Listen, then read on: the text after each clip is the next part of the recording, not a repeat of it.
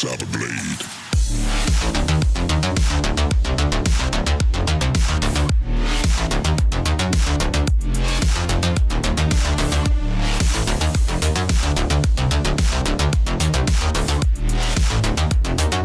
Seek the light in darkness.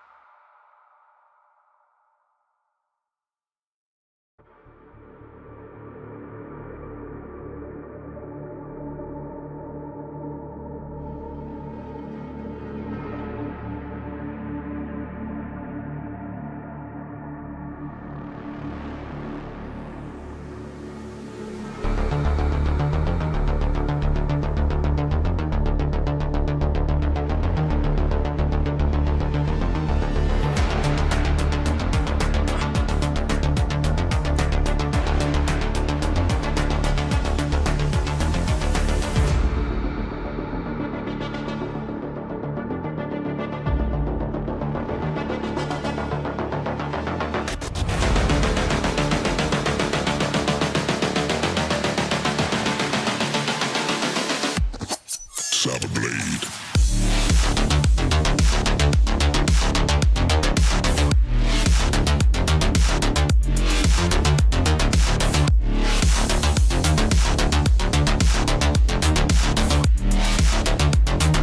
Seek the light in darkness.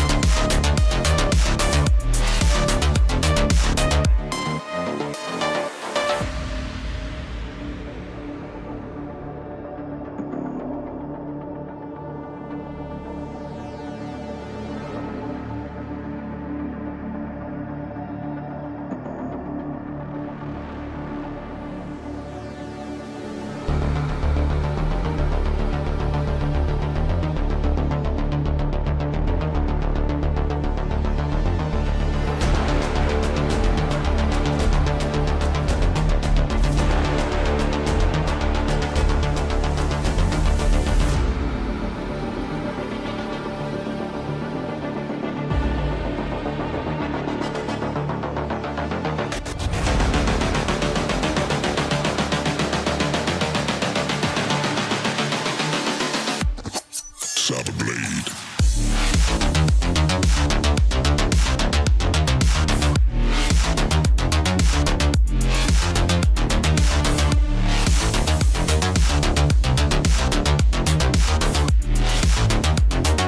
Seek the light in darkness.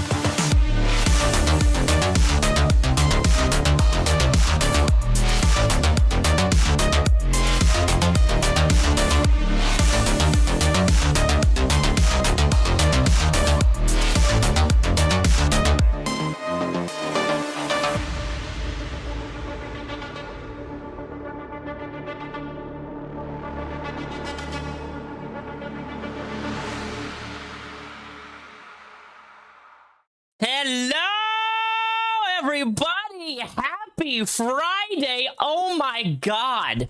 We are on episode 50. 50 streams for 54 weeks. Because there was 4 weeks out of the 50 streams that I skipped. We're on episode 50, guys. This has been a journey. And I want to thank you, just start off, just everybody who's been here the last 50 streams. Even if the video is completed and you go back and watch the VOD after it's done, thank you for being here. You guys are incredible. I know this is not my job anymore, but you guys have made live streaming every single week an absolute goddamn blast. And today is our 50th episode, and at the very end, I'm going to be dropping a something that I have been hyping up for quite some time. So by all means, stay tuned to the very end, because I'm going to be dropping a video the moment this stream is finished. It's going live, okay? And the video is 3 hours long. 3 hours long, and I think it was like over 2,500 different edits of me like removing footage and just condensing stuff down to where it's easy to follow. But I'm dropping a video as this live stream is complete, okay? So a brand new video. I've talked about it for the last couple of months. It's an interview. You can probably guess what that may be, but it is ready to be released as of this morning officially. So that will be dropping at the end. But anyway, let me look at the chat, guys. A lot of dude, there's so many green today. All my members, thank you guys for being here. JD Free, Wallflower, Pocket Girl, Thrillo Wagons, BX Spray, Loner Soul Eater, Genovita, 13 Coach Kona, Wet Blunt Raps, 8654, Katarina, Anya, Lazar, Nikki Baggins, oh, we have a verified person. Hello, Chick Beauty XO13. I've never seen you here. Welcome to the stream. Glad to have you. Kitty Luna. It's Billy Joel, of course. Isaiah, how are you today? Bex Rex Pex, thank you for being here. Jenny XO, Dart, Kaylee, Bronco, Bunny, hello. Kenzie, Zyra, I always say your name like Mr. Watts, hello. Kengar Dongatron, what a name. Half Moon Misty, Autumn Paradox, The Daily Shaver, hello. I think I got everybody who's in chat, and I know there's always lurkers in my live stream, so if you're lurking, I say hi to you too. Also, Kiwi, hello. Made sure I didn't miss you. Katie Renee, hello. Oh my gosh, I have been here since I was a kid. I'm 27 now. First time catching you live. Well, thank you. That's a long time. Thank you so much, Chick Beauty, for being thank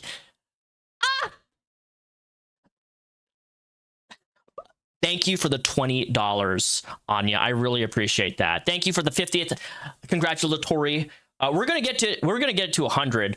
I was thinking for when we get to 100, which will be sometime next year, I should do something fucking crazy for the live stream. I don't know. I'll let you guys decide what that could be. Maybe like shave all my hair off, like completely, just like completely unhinged. Because last week we met our membership goals and you guys started thirsting after me, which is a little weird. I haven't had that happen on YouTube before, but you guys were like, we want your shirt off when we hit our membership goal. Also, our membership goal, we lost 2 members. If we can get to 30 members again, that would be awesome. But the membership goal has changed to 50 members by the end of the year. I think we can do that. I got a lot of energy because we have a lot to talk about today. So today in the docket, we're going to be talking about the quartering. We're going to be talking about Firebat. We may get to Onision. I know he's in the thumbnail, but I don't know if we'll get to him or not. And we're going to be talking about Ding Dong and Onesie Plays a little bit. And that's pretty much it. So as always, I'm going to let the chat do what they normally do. Who do you guys want me to talk about today first? All right. What do you guys want? Do you want to talk about Firebat first? Do you want to talk about the quartering first? Do we want to talk about Ding Dong first? What do you guys want? I will open a poll right now. Engage with my audience. Start a Q&A. Start a poll. Who to talk? Oh, I can't spell. Who to talk about first? We have Firebat, Ding Dong, at option, quartering, Onision, and start poll. Here we go. Poll is out, chat. What do you guys want? It is your time. I'm seeing quartering, Firebat, Onision. All right, so the chat's already diverse, so I don't... What do you guys want? You got to warm us up before Bat? But Firebat's the most interesting part of my live streams. Every single, for the last, I think, 12 episodes, Firebat has been talked about every single time because something has happened every single time that's worthy, and it's always something new, right? And I have some voice memos, you see, of Firebat that he sent me a couple days ago. Thank Thank you, Feather Helm, for the 1,000 goat trophy. What the fuck is a goat trophy? Do we have any Muslims here? I know you like goats, but like, what's a goat trophy? That's a weird one. Thank you for the 1,000 jewels. I don't know what the fuck that is, but all right, I'm looking at chat here. We got Onision, Firebat, 51 cents. Yeah, I'm looking at, okay, 48%. Oh, let me actually expand the poll. Yeah, you guys don't want Onision's 22%, Quartering 16, Ding Dong is 13, and Firebat's 49, 50%. All right, we have 70 votes. Can we get 100 votes? Can we get 100 votes, guys? Come on. Even lurkers, you can vote. I'm not going to know who's lurking. Let's get to 100 votes, and then we'll finalize it on that. All right, 74 votes right now. 75. Yeah, I think Firebat's going to win with this one. God, you guys always want Firebat stuff, right? Always Firebat stuff. And I had to do with some censoring with the Firebat section. And I do want to forewarn, there is a possibility that this episode could get pulled from YouTube. I went out of my way to censor stuff, though. But what we're about to look at, yeah, Firebat's winning, 47%. We're not even gonna get to 100 votes. It's fine. I trust you guys. You want 40. You want Firebat. I'm ending the poll. That was for 2 minutes. You guys all want Firebat. You guys win. All right, Firebat it is. So, where are we on the Firebat? Anya, thanks for the $2 donation. I appreciate that. Is it not? Oh, you know what? That's why it's not working. Also, there's a new donation link, by the way, so you can donate through super chats and things through YouTube. I appreciate that. It's awesome. But there's also official, I think it's the second link in the description. If you click that link, it will take you to a Streamlabs page. And this page has competition for you and other viewers. You guys can compete against each other. But also, it goes directly... YouTube doesn't take a cut from it. It's a Streamlabs donation page, and it accepts Venmo, credit cards... all the donation things. I just got the page up and running this morning, actually. And I think if you donate to that page, it actually, do you see this thing? This is a tip jar, and it will like take your profile picture and shove it in this jar. And you can see I did some testing this morning and it did work, but I think it's only through, I don't think it works with super chats, which is fucking stupid. It should work. Why does it not work with super chats? It's whatever. It's not a big deal. But no Twitch stream. I don't stream on Twitch anymore. I'm sorry. I have a Twitch page. Twitch is just, it's too barbaric, and I can't support Twitch because they have banned me for calling Hassan Piker the B word. So that's why I've stepped away from Twitch. Twitch is too... There's no discovery on Twitch, whereas like there's discovery on YouTube. This is being popped in the sidebar on YouTube. Discovery's terrible. They censor me. I can't be myself on Twitch, and I got banned on Twitch for 2 weeks because of Hassan Piker. So I'm not interested in live streaming on a platform where I can't even call somebody the B word, right? But anyways, what was I saying? Firebat. Firebat. So let's just jump into this, all right? You guys want Firebat?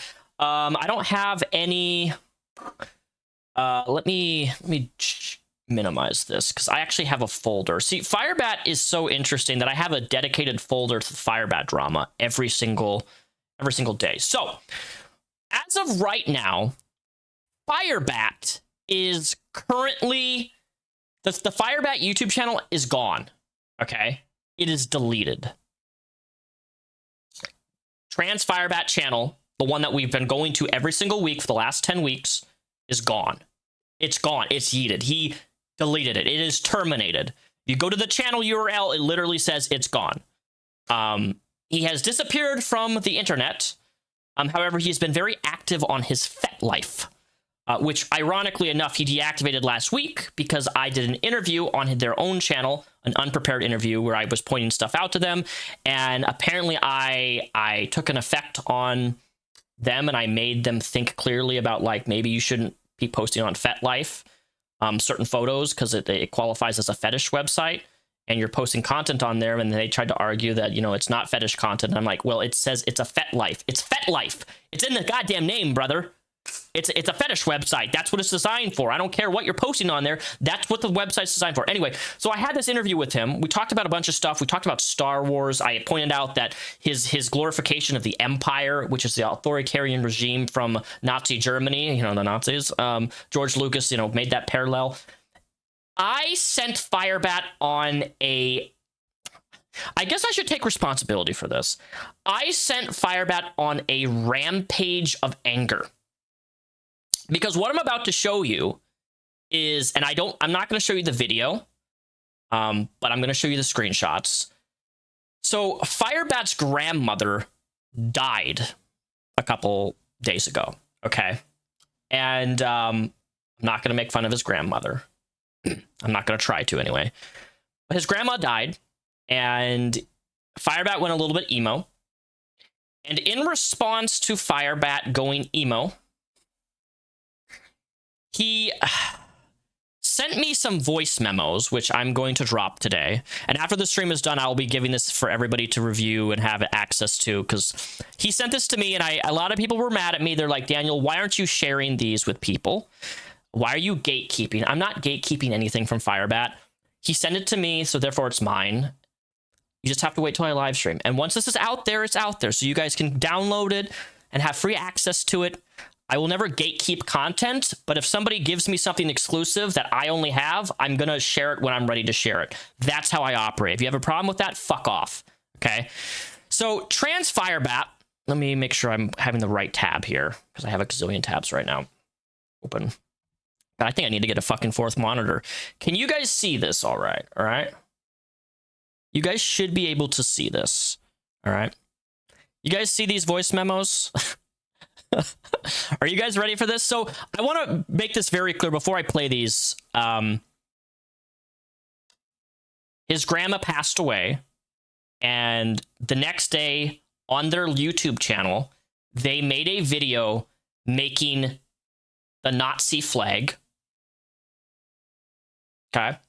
And they made a army in Minecraft with, again, the Nazi flag, and made this dedication of the Nazi flag as an order to express their anger for the loss of their grandmother. I don't really understand how that makes sense. Cheesy gordita! I could eat some gordita right now. I'm having tacos after the stream is done, funny enough. Thank you so much for the tier 1 rep squad. Welcome back. If you like the stream, become a member of the channel. Anyways, you know what? I'm getting too dramatic here. Let's just listen to this, all right? Make sure this is all up here. You guys can see everything. So they sent me this. What date is this? The 26th of July. And this was, yeah, let's just play this, okay? Listen to this. Oh, I gotta turn my audio on. Oops, sorry. Hey, I give you full permission to share this on your channel. This voice recording I'm giving you. Well, here's the thing, Firebat. Whether or not you gave me permission to share this, I would share this, okay? That's how it works. If you're for people like yourself, if somebody asks me to keep something private, for the most part, I will do that. Unless you give me a really crazy reason not to. But just for future reference, you don't have to say, I give you permission, because I would have played this anyway. So I have decided to go a different direction with my channel entirely. I decided to work on some projects, and then so there's no way to say this. I found out that my grandma passed away, except my dad didn't tell me when she passed away. Rip grandma. I'm sorry that your grandma passed away. Losing somebody who is a loved one is never easy. I'm not being an asshole. I'm being serious when I'm saying that, okay? All he would tell me is that, that they were at church worshiping. And then he was very cryptic, and I'll send you a picture of the text between him and I. It's very, very weird, but it is how my dad speaks. So, hey, so here's the thing. I don't really care if you forgive me, like me, hate me, think I'm disgusting. I don't really care about your opinion at this point. I don't know what I would be forgiving you for, but okay, continue. But I do want to say that I am sorry for my behavior over the past couple months towards you specifically. Already made a video on YouTube a couple Thank you. weeks ago, right?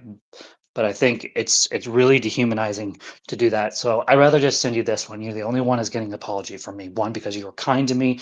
Two, you gave me the closure I needed with the commentary channels. Look, this is something I really I don't understand how I provided Firebat with closure. I literally don't understand that. That is not what my goal was, but I guess I don't really know what to say to that. I really don't. The only reason I jumped on your live stream is because that was the only opportunity I had at that very exact moment at like 9 o'clock at night to talk to you one-on-one, because you don't want to talk to me one-on-one. So, you know, I took the advantage of the little time that I had. And three, you gave me insight on how to look at the situation with Sarah and also with my past employments. And so I appreciate you doing that for me. With that being said, I've decided to let the trans Firebat channel go. Firebat, how many times have you done this? How many times have you said, I'm going to let the channel go? You had 208 subscribers and you deleted it. Like, there was no reason to do that. There just wasn't. I'm sorry. Like, this is like mania. This is like, you start to build a YouTube channel, then it gets yeeted. Start to build a YouTube channel, it gets yeeted. Like, stick with something or just stop. I decided to go a different direction with my life. Not gonna lie, I've been getting some not very nice comments, basically saying that I'm faking my grandma's and like dying and all that to gain sympathy, and I don't really appreciate people doing that. And so, yeah, I don't think you're lying about the death of your grandma. I don't believe that at all. I think for me, I've come to a point where I've come to realize that it's not just the commentary, but their followers. A lot of them are so toxic that they'll even make fun of my daughter, my dying grandmother or dead grandmother. And if that's what YouTube and social media has in store, then I want nothing to do with social media. So my Facebook. Look, dude, there's toxicity on every platform, on every part of the internet. Don't take it so personally. Is it kind of fucked up, somebody making fun of the death of your grandma? Yeah, sure it is. People made fun of my dog when she died and said that I killed my dog because I gave my dog cannabis medicine. That was fucked up. But you know what? I kept going. I don't let that stuff affect me like that. Oh my God, Palmer Media for the 5 gifted memberships. Hello! Thank you so much. Facebook will be up. My Instagram will be up. And welcome Pink Panda, Gia D26, Sugar Baby, Julian, and Autumn. I think that's it. I think those are the only 2 things I'll have up. One's for photography, one's just for something I've been doing for years. So nothing new. And so I think it's time for me to move on, let things go. And so I do have a second channel that I never lied about. I know at some point you didn't believe that I did, but I do. That channel has been put into also hidden for the moment. So I didn't delete my channels or any of my content. It's just hidden for the moment. But one of the main Firebat channel is deleted because I went there this morning and it was gone. So, long story short, I need to do something better with my life, and so I decided to delete this account and to send these messages to you, so at least let somebody know what's going on. So you guys know I'm okay. I'm not killing myself. None of that crap. I think I need to step away from social media for a while. And so I need to process these emotions. And I'm not going to lie. I wish you hadn't told me about the German stuff. Okay. Oh my God. As Slog Kaylee Snake Eye. Thank you so much for your 5 gifted. What the hell? Thank you for the 5 gifted, guys. I appreciate that so much. Thank you. 10 gifted members. Wow, we're not even 30 minutes into this yet. Thank you. So for context, listen to this last part again. I wish you had processed media for a while, and so I need to process these emotions, and I'm not gonna lie. I wish you hadn't told me about the German stuff. So in the live stream, I jumped into a live stream of his on his channel, and I pointed out, like, yes, in Star Wars, right? George Lucas, the creator of Star Wars, like, the Empire is supposed to be an authoritarian regime to represent kind of like space Nazis. That's the best way I can word it, right? That's what the Empire is. That is exactly what they are. The parallel between, like, that type of shit. That's what George Lucas has talked about, that, like, right? And I pointed that out to Firebat. I'm like, you keep, like, you're, like, worshiping the Empire nonstop, and that's a little, I just letting you know that, like, where it stems from the inspiration of Nazi Germany, right? I really wish you hadn't, because I'm angry at the world. I'm also hurting inside. I'm also I'm in a lot of pain. You asked me about my coping mechanism, and I told you about walking. Another piece of coping was my codependency on Seraphe. Listen to this again.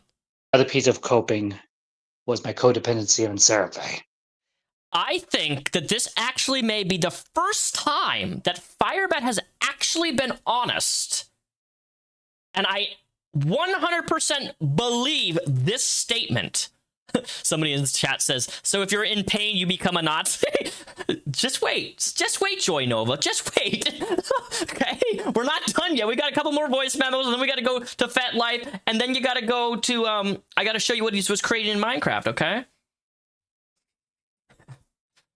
Walking. Another piece of coping was my codependency on Seraphe. Congratulations, you're finally being honest about that.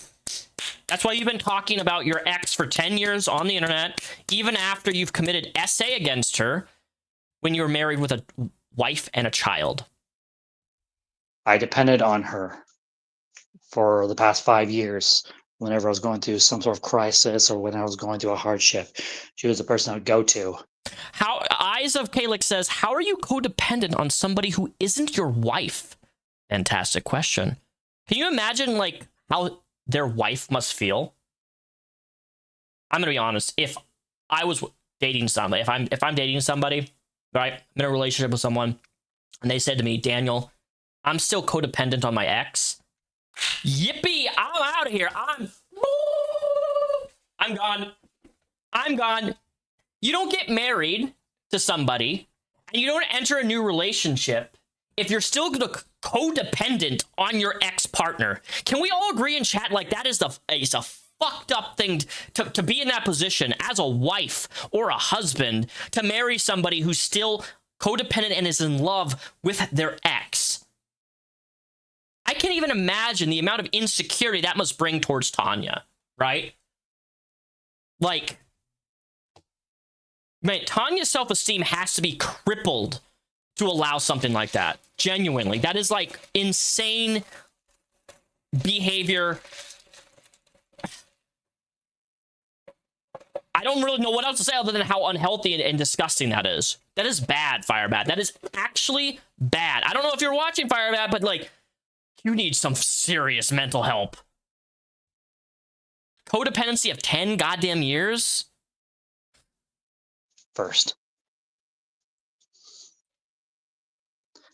And her being gone over the past many months has been really, really hard on me.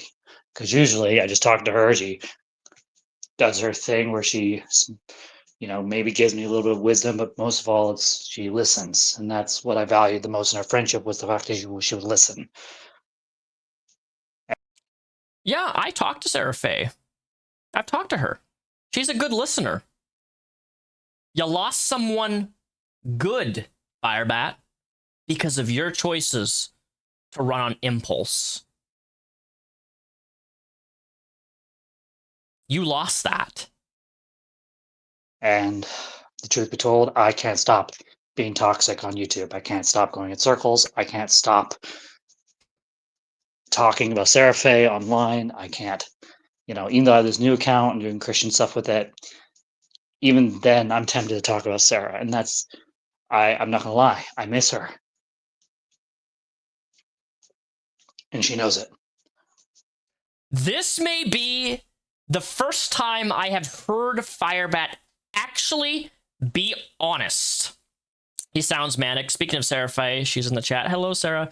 But I literally, he's being honest here. Now, whether or not that changes... Firebat white supremacy arc isn't surprising as Mustache Man had some sick kinks too, lol. Yay! Thank you! It worked! Thank you for the $10 donation! That was through the Streamlabs. That was the first Streamlabs donation. I will always love Sarafi. I hurt her deeply and I will never forgive myself. Ty for making me see that Sa is bad. Enough said. What? Moving on. Wait, what? Firebat, did you just donate to me? What? Let me look at. I gotta look back at that donation button. There's no way. Is that actually?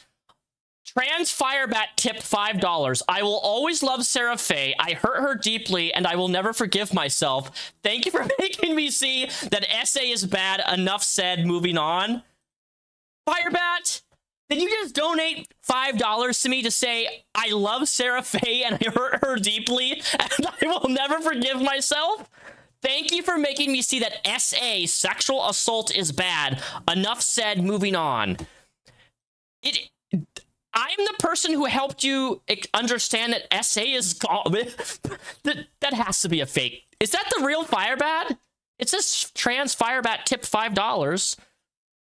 I will always love Sarah Faye. I hurt her deeply, and I will never forgive myself. Thank you for making me see that SA is bad. Enough said. Moving on.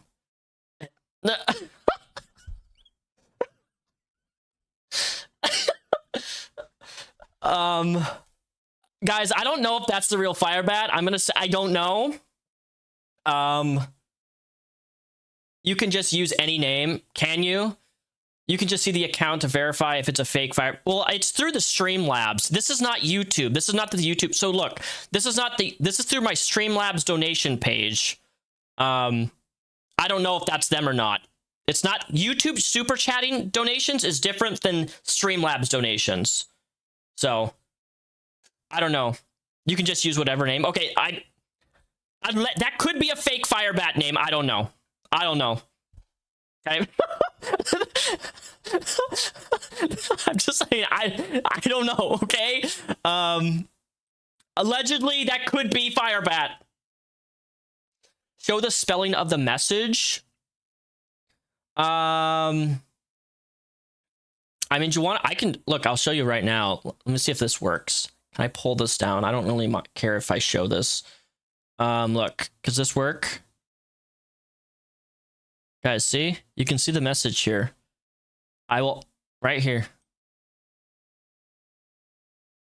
I don't know. Maybe Firebat will have to come back to the internet and confirm if this was them or not. I don't know.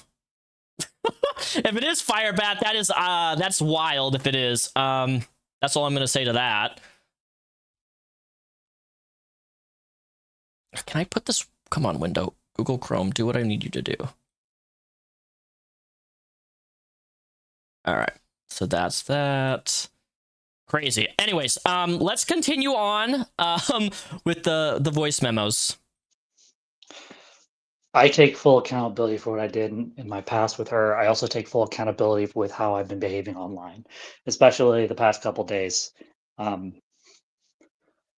I started making swastikas. The one thing I never thought I'd ever do on YouTube, and I started making swastikas. And I was listening to my Imperial March music while I was building my Minecraft. Let's back this up again. Listen to this. I take full accountability for what I did in my past with her. I also take full accountability with how I've been behaving online, especially the past couple days. I started making swastikas. The one thing I never thought I'd ever do on YouTube, and I started making swastikas. And I was listening to my Imperial March music while I was building my Minecraft silently, and I realized while I was building that I got a lot of anger, a lot of hate.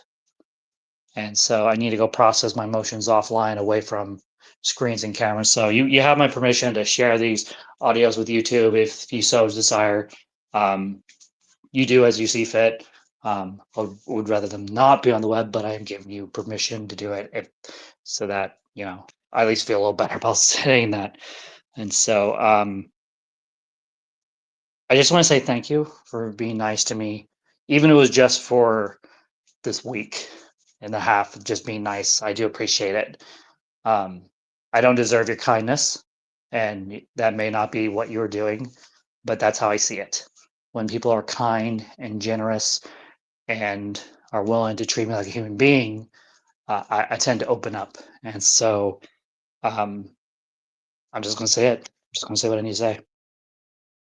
Okay, so you heard it there. They were playing Minecraft, and during Minecraft, they started drawing swastikas to release and express their anger. Okay? The truth is this. The reason I won't interview you with the second time is because I'm terrified of you. Thank you. I've never had somebody say that to me. The truth is this. The reason I won't interview you with the second time is because I'm terrified of you. Yes, you were kind. Yes, we had a good interview. Yes, I coped well with it. But even during our interview, I was terrified of you. I am absolutely terrified of commentary channels because of what has happened previously. And I cannot be part of the web anymore.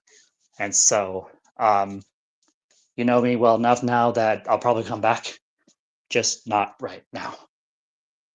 More like further down the road. Maybe when I'm older, maybe when I'm wiser, maybe, I don't know. All I know is that I'm not happy, and yes, I had fun this morning making my newest video. Yes, I had fun working on my Minecraft projects, but You had fun making swastikas in Minecraft, dude? To express the anger of your dying grandma? I'm sorry, I can't wrap my was his grandma?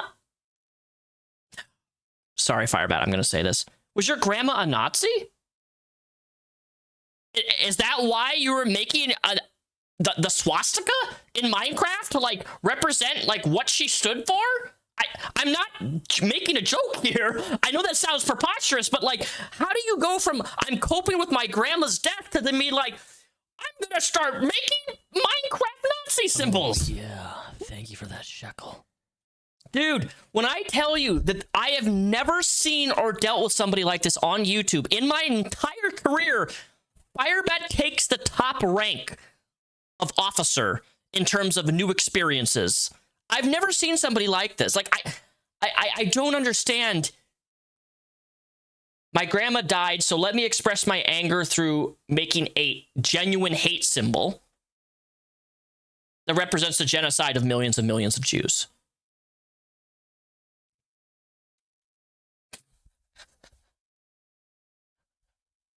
but I can literally see my insides coming out into my artwork. And so I think it's time for me to do something about that. And so without further ado, I'll let you be. Yeah. Thanks for hearing me out, Repzion. That was a good, perfect burp timing. Okay, so... Wait, Firebat was adopted? Yes, they were. Soy Sauce says, Daniel and Greg have been secretly gay since 2020. Sorry, Onision's not my type. I like people who are very, very... The reason I build the Nazi stuff is because my grandma didn't like Jews and was a supporter of Hitler and she just died. Enough said. Enough. Okay, that's... Okay, that's good. Thank you for the thank you for the $5. Thank you for the $5 donation. Okay, that's got to be a fake Firebat. That's got to be a fake Firebat. There's no way that that's the real trans Firebat. Somebody is posing. Thank you for the $5 donations, trans Firebat, for the.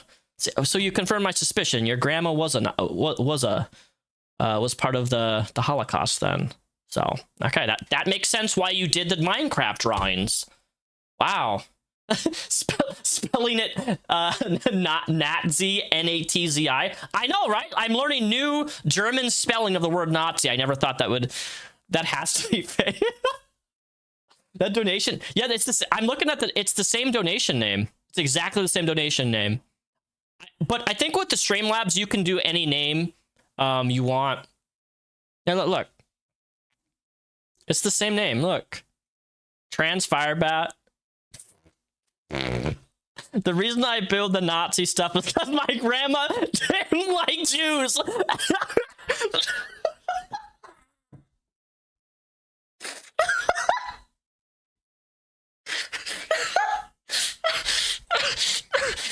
Look,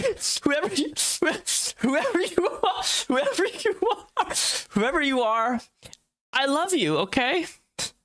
Look, hey, I support Jews, okay? I don't care if you're Jewish. We accept Jews here, and we accept non-Jews here. I'm just saying.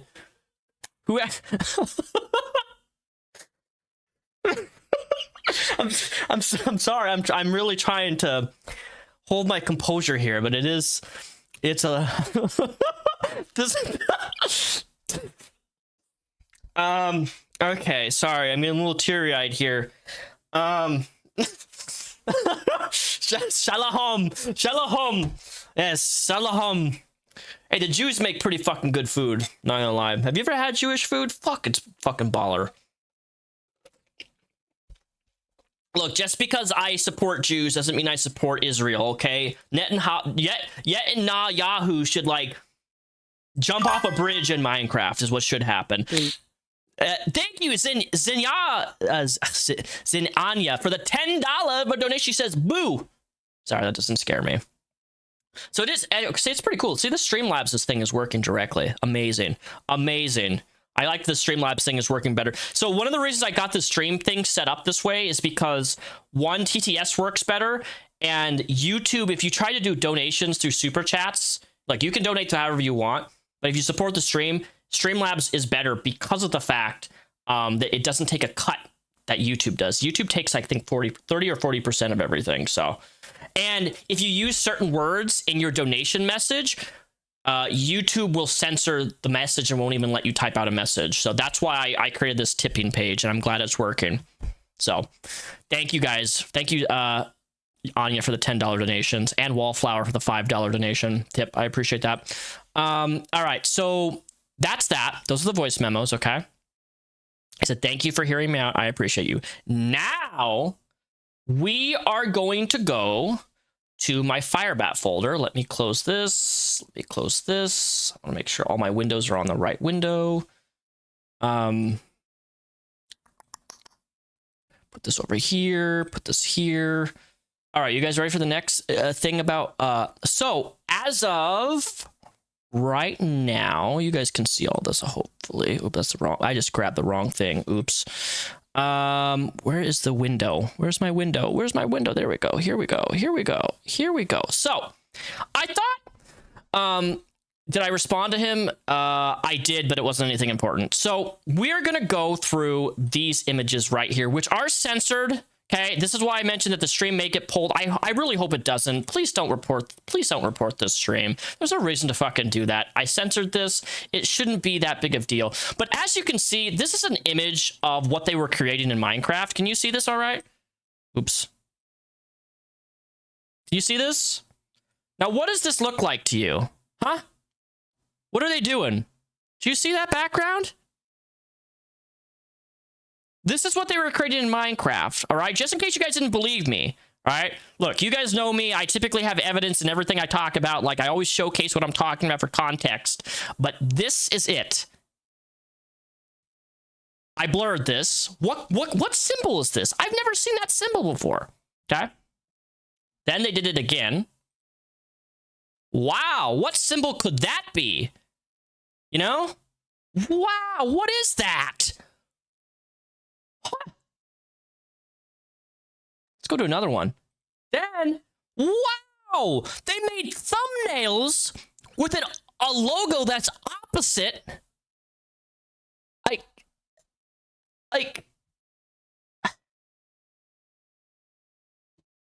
this is crazy work. I don't know why anyone would do this. Now, mind you, these aren't on YouTube anymore. They're gone. But these were just a couple days ago. Okay.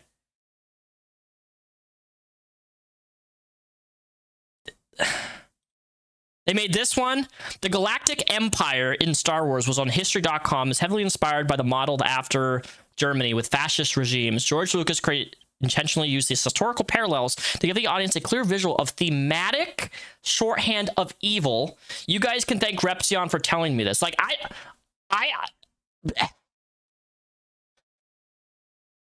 one of those was TOS. Yeah, I believe it. Because, like, I don't think that you can, like, actually... If it's censored, it should be fine. But that's why I also censored this type of stuff, right? Like, I don't want... I'm censoring this stuff because, like, I don't... Like, you can clearly see the background of this. I blurred it, but, like... They made, like, 15 different symbols of this in Minecraft with the death of their grandma. And again, I don't quite understand it. Was it on their YouTube? Maybe they didn't get deleted. That's why they got banned. No, they deleted their... If you get terminated from YouTube, YouTube says if you've been terminated versus...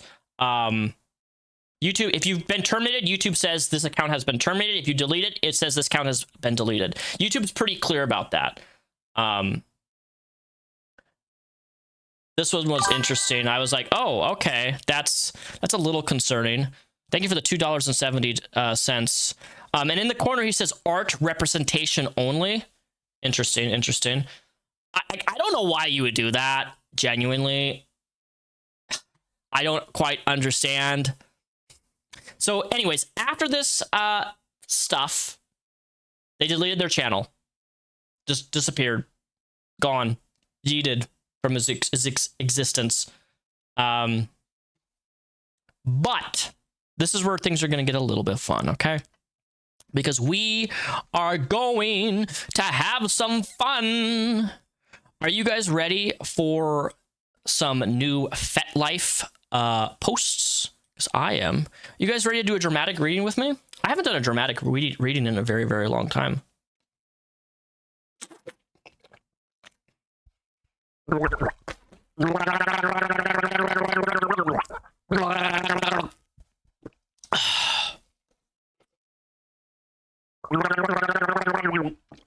All right. Let's do this. We're going to do a dramatic reading of posts by Firebat, all within the last 24 hours. Are we ready? Chapter 1, The Weight of Peace. Life, I've learned, has a heavy way of teaching you who you are. Wow. That's a riveting first statement. You know, I feel inspired. I didn't know life could teach us lessons. I had no idea. For a long time, I walked through the world bitter, angry, and resentful. I blamed women for everything that had ever gone wrong in my life, carrying quite hate that poisoned the way that I saw the world. Then came 2 months ago. I stood in the hospital and watched the birth of my daughter. When her mother brought her into the world, that tiny, fragile hand reached out to hold mine, and everything inside me shattered and rebuilt itself in a single breath. Her eyes locked onto mine, and in that quiet, sacred moment, I saw the most beautiful thing I had ever witnessed, and in that instant, the hatred bled out of me. Well, that is a lie, okay? I know this is your journal entry, but this is a lie. It didn't bleed out of you, because if the hatred bled out of you, you would not be doing the things that you did after the birth of your daughter. You wouldn't have held your daughter like this in a YouTube video, screaming and shaking your kid like this, and that's content I'm not going to show on YouTube because it's too disturbing for me to show. But it's out there. I didn't just see my daughter. I saw a woman, humanity, and myself in a completely new light. Wanting to fix the broken pieces of my past, I tried to do the work. I had just finished the book called Forgiving What You Can't Forget, hoping it would be the blueprint to clean my slate. But healing is not a straight line, and my attempts met little success at first. Instead of easy forgiveness, I was forced to face people from my past, forced to answer for the bad decisions and take accountability for the things I hadn't even realized that was my fault. It was raw, exhausting, and humbling. And then came the morning of July 26th. At 4:14 a.m., my grandmother passed after fracturing her skull. The Wednesday before she died, I left home in the greater Olympia area at 2 p.m. and drove 2 hours south of Portland, Oregon. When I walked into her room, the sight hit me like a physical blow. She looked less like the woman I knew and more like the living corpse. Her breathing heavy, her unnatural eyes glazed, her foot barely twitching. I asked my dad to give us the room. I had never the chance to say a proper goodbye to somebody, to see them off their next great adventure. Standing by her bed, feeling the devastating pain mixed with the quiet awe of mortality, I said what I needed to say, and I drove back that same night, pulling away in my driveway at 10 p.m. I do wonder what he said to his dying grandmother. I am curious about that. Would their grandmother be accepting of the fact that they came out as trans? I don't know. Or would they be upset at Firebat becoming trans? I don't know. In the span of 2 months, I had held the beginning of life and witnessed it to its end. Humans enter this world fragile, gasping, and helpless, and we leave it almost the exact same way. A short time later, while sitting at my computer playing Minecraft, I texted my dad to check out how Grandma was doing, and he replied that they were at church. I knew immediately what that meant, though I later found out that he had tried to text me with the actual news the day before, and the message hadn't gone through. Sitting there, building an Imperial base in the game with heavy music blaring through my headphones to draw out the noise in my head, the dam broke. Pain, anger, frustration, and grief surged into me all at once. And right then I realized, struck me with the absolute clarity, that I couldn't keep doing this. I recently had interviewed a YouTuber who pointed out... I can't do this. I'm trying not to laugh. I recently had interviewed a YouTuber who pointed out that the Star Wars Empire was directly modeled by the Nazi Party. And here I was, playing imagery to this numb my grief. It wasn't okay. Glorifying that toxicity, even in the game, felt wrong. Yeah, dude. I think glorifying the swastika is wrong. I don't think we should be pretending that that's a good thing to do. And why do you feel it when you're grieving to run to Nazism? What? So they've admitted this in voice memos, they admitted this in text, and now they're admitting it in a blog post, journal, that this is where their anger led to. Like, I don't know, man.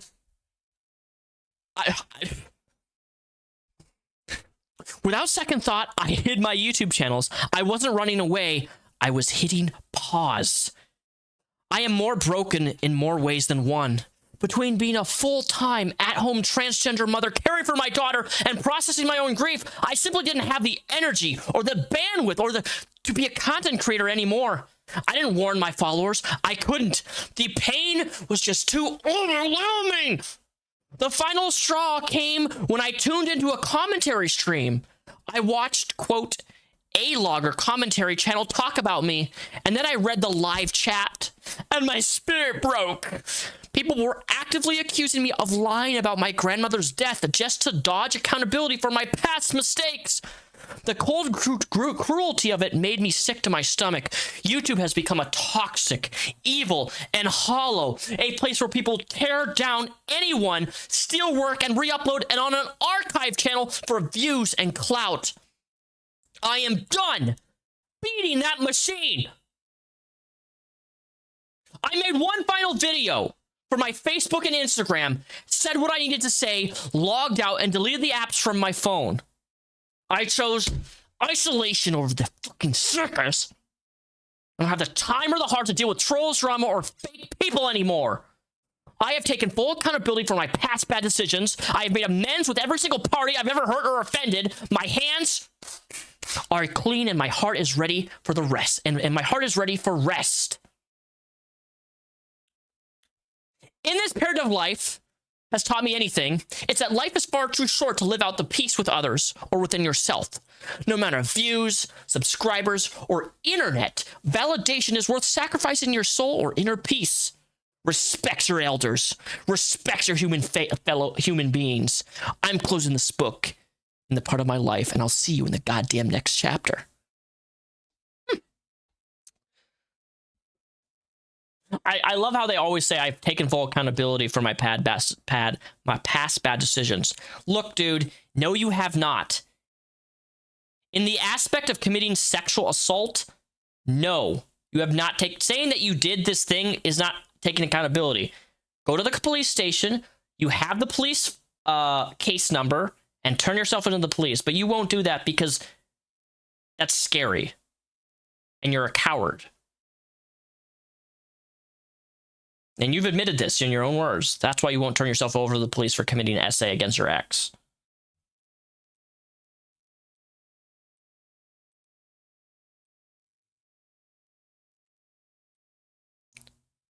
Chapter 7. Authenticity and New Beginnings. Finding your own voice in a world that tries to define you is a quiet kind of victory. For a long time, the world attempted to place me in categories that were never meant for me, but only peace came when I stepped out of the shadows, claimed my own stories, and chose to live unapologetically as my true self. I like how they say that the world attempted to place categories on you that were never meant for me. You created these categories for yourself, dude. I should do audiobooks. I would love to do that, Lola. I would love to do audiobooks. It would be so fucking fun.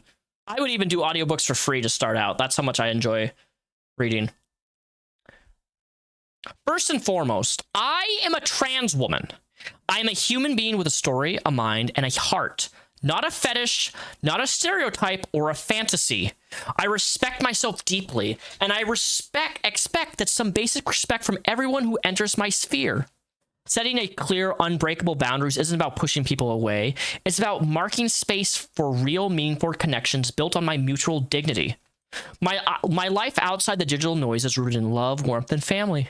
I'm happily married to a supportive partner who walks beside me, and together we are raising a beautiful little girl who gives purpose to every single day. Balancing that grounded my home life with a creative side is where I find my flow.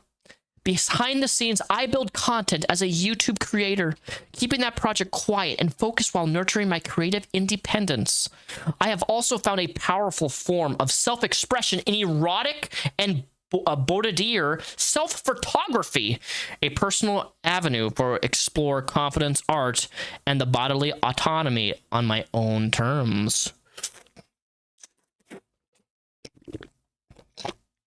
When the camera is down and the work is done, I love sinking in the simple things that bring me joy. I'm a fan of rich, expansive stories, whether that's journeying through time and space with the Doctor, Who, and Stargate, diving into the gritty world of Batman, Halo, and Moon Knight, or getting swept up in the theatrical drama of Phantom of the Opera and the quick wit of Deadpool and Iron Man. The great, epic instrumental track playing in my headphones can make a routine afternoon feel cinematic. Staying grounded also means staying active. I find clarity by pushing myself in the gym and clearing my head of the long, multi-mile walks where the distance gives me room to think. And of course, life is too far and short not to enjoy good food along the way, whether it's sitting down for sushi, enjoying a warm bowl of ravioli, crisp Caesar salads, and a handful of Goldfish crackers, and rewarding myself with an iced mocha frap on a Sunday afternoon. This chapter of my life, goddammit, is about connection. It's about self-love and living without fear. I'm here to share my authentic journey, meet my like-minded friends, and prove that staying true is to who you are is always worth the path that it takes to get there. Wow. How do you guys feel right now? Do you guys feel inspired? If you like the stream, hit that membership button, become a member of the channel, do some gifted members, or hit that donation link and donate. Support the stream. I would appreciate it. My goal is to get to 50 members by the end of the year.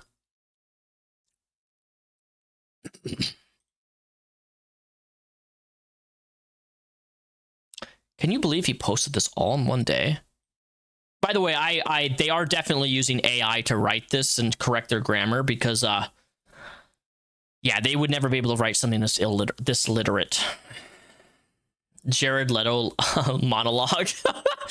Yeah, you know, 4 people just came out with I think a lawsuit on Jared Leto just a couple days ago because he's apparently essayed a bunch of minors. Sorry, but I've always found this person boring and nothing but somebody with ODD with attention and all. You really have I don't find Firebat boring. I really don't. I mean, sometimes they can be boring, but I think they are rich with content. Listen to this. The first sentence, Chapter 12, The Crucible of Desire and Healing. Sex is a powerful force. When grounded in love and authentic connection, it is profound and beautiful. When detached from purpose and born out of confusion, it can tear a person apart. Looking back across the years, my personal path through intimacy, identity, and desire has been a turbulent journey, a long road marked with high crests, dark valleys, and ultimate self-forgiveness.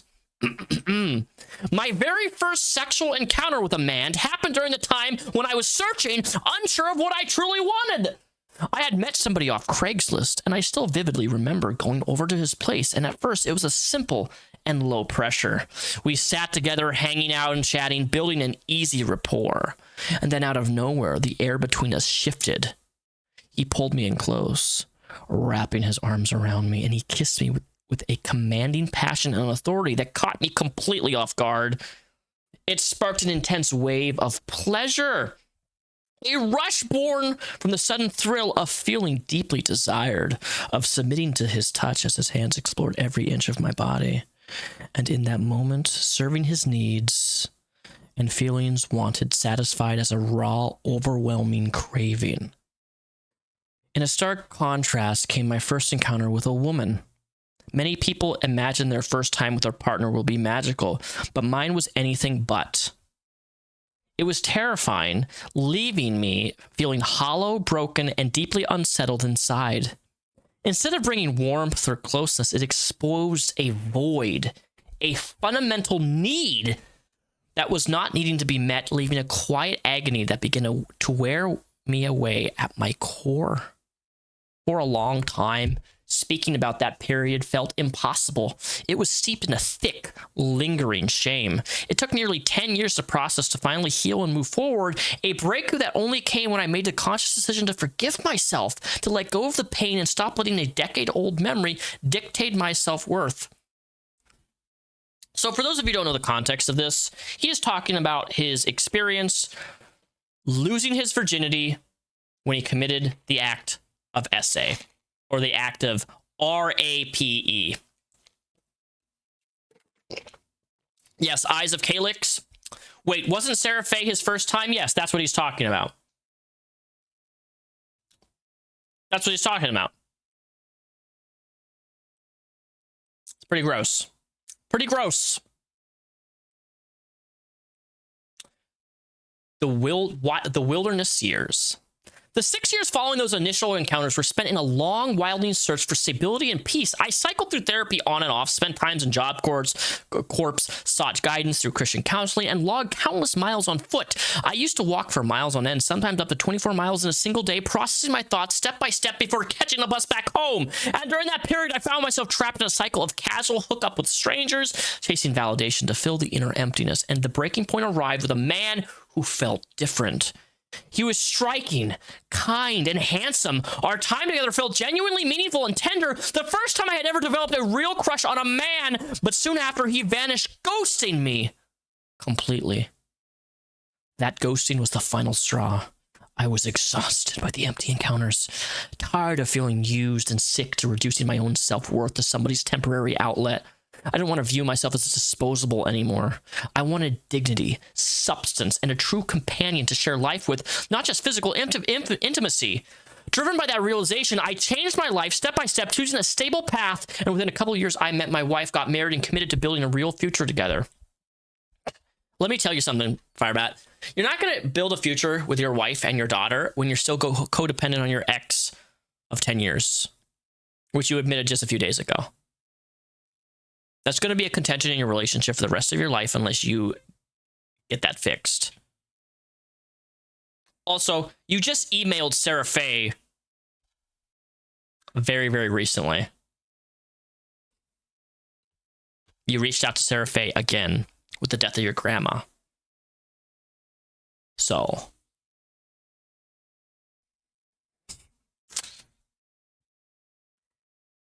why do you feel the need to email Sarah Faye when she says stop contacting her? Because that email is a little bit of codependency that you have left of trying to get her to respond to you. Waves, transition, and reflection. Marriage brought stability, but human complexity doesn't disappear overnight. After our first year together, my attraction to a woman began to wane, and an intense, unexpected craving for men resurfaced, leading to me a lapse of judgment that I deeply regretted. It was a painful mistake, but one that cemented a firm boundary with me, never again. So you cheated on Sarah Faye up to 12 times, your own words. And then you cheated on Tanya. Again. So there's been 2 exes that you've cheated on with. Third time's the charm, right? Cheating is always a choice. It's always a choice. You can't blame it on addiction. You can't blame it on lust. You can't put it on some other emotional reason for why you did something. You chose to cheat on Tanya and Sarah Faye. And fuck you for doing that. Fuck you. Fuck anybody who cheats, dude. Literally. I hate cheaters. Hate them. Hate them. Hate them. Hate them. Hate them. Hate them. You fuck. I can't stress how much that fucks with people, man. Through open communication and steady effort, my relationship with my wife stabilized, reaching a balanced and peaceful place that we could thoughtfully discuss our future. Looking back over a long arc of my life, my primary regrets lie in the years spent over-consuming corn and compromising my dignity for temporary validation. But the shame no longer holds power over me. The path to where I stand today was messy, complex, and full of hard-earned lessons, but every step was part of the process of finding myself and learning what true healing requires.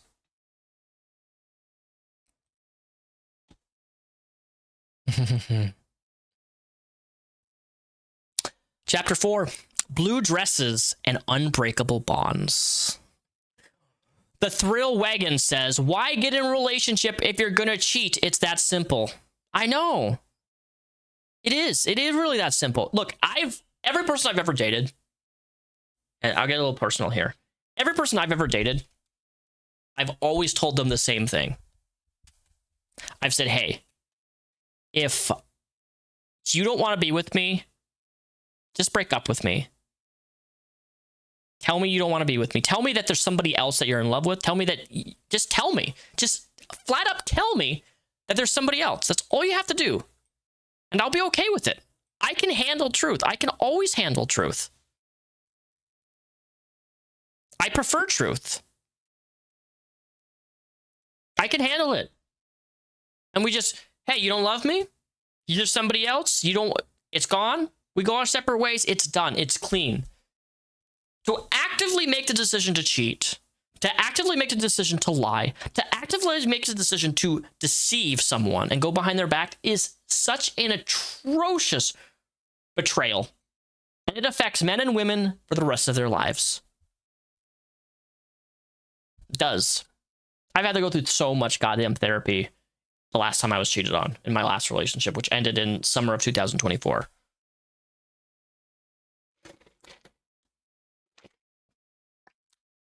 Tried killing myself over it. You know, that's how that much pain I was in. I literally couldn't deal with it. I lost consciousness.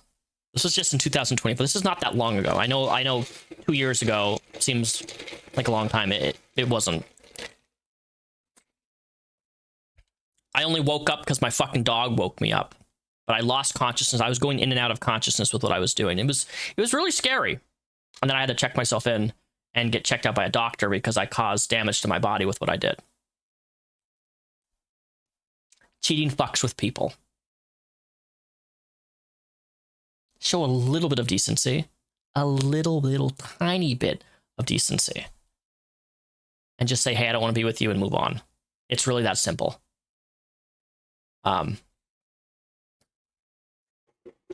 Like, the person who cheated on me doesn't even know the specifics of like what happened to me, because I've never really been public about it. But it sent me on one of the biggest downward mental spirals I have ever experienced in my life. And it's not so much of like cheating; it's how the cheating happened, and it's what they did when I confronted the cheating. It was something that I've never experienced before, and something that I don't think anybody could ever outperform. Honestly.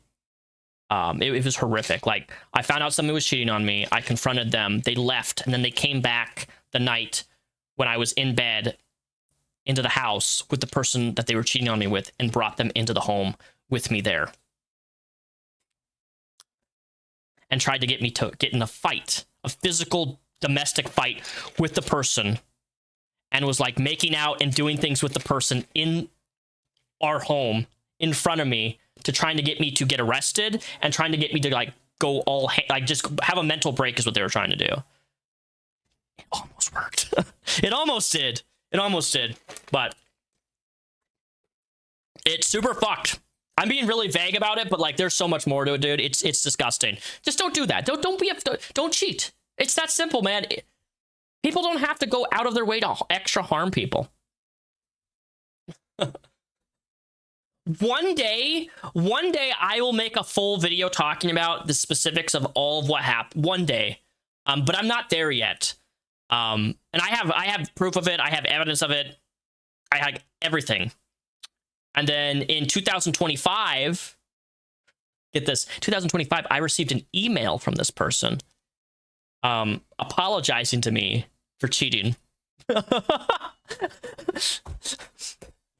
After what they did, like a whole email admitting to everything, right? And I was just like, it actually felt really good reading that email, but at the same time, it's like, dude, you just I'm back in therapy again, fucking doing therapy 3 times a fucking week to just cope with the fact of what happened to me, because it was so traumatic. And innocent children were involved too. Kids don't deserve to be in part of that. Which is why how I almost went homeless in 2024 too, because like I literally had to take myself out of my living situation that I was living for multiple years because I couldn't be there in the same. I would have committed manslaughter, and I know myself, and that's why I had to detach myself. It was scary. So the point here is, it's not to be about me here. Firebat, fuck you, don't cheat. Like, you're such an asshole, dude. You're such an asshole for cheating on Tanya and Sarah. You don't love somebody if you cheat on them. Can we all establish, chat? Can we all establish that? Fuck, what was I saying? I just had a brain fart. Can we all establish that cheating? I don't know what I was going to say. I literally just had a mind fart. Whatever. Anyway, let's go back. I'm sorry. I got a little personal there. I shouldn't even talk about that. Let's see. By the time that I turned 26, life had settled into a quiet, grueling rhythm. I was working a full-time janitor at Medline, a massive medical warehouse. My routine was simple. Clock in, pull extra hours, and throw myself into the work. And whenever I had a moment off, travel up to Renton to visit my 2 close friends. I wasn't looking for love. I was just trying to keep my head down and survive. And then I saw her. She stood out instantly from the sea of warehouse workers, picking boxes to fulfill orders. Before long, our paths began to cross. As I stood making boxes, she'd walk up, strike a conversation, and leave me smiling. Every time she walked away, I was left with a distinct, undeniable feeling that I wanted to be around her more. Within a month, we were spending every lunch break together. I opened up to her about the things I usually kept guarded, my faith and my identity as a trans woman who, at the time, had decided never to transition because of my beliefs. She didn't judge me. Instead, she sang to me, showed me the hand-drawn comics she made, and filled those brief warehouse breaks with warmth. I fell head over heels.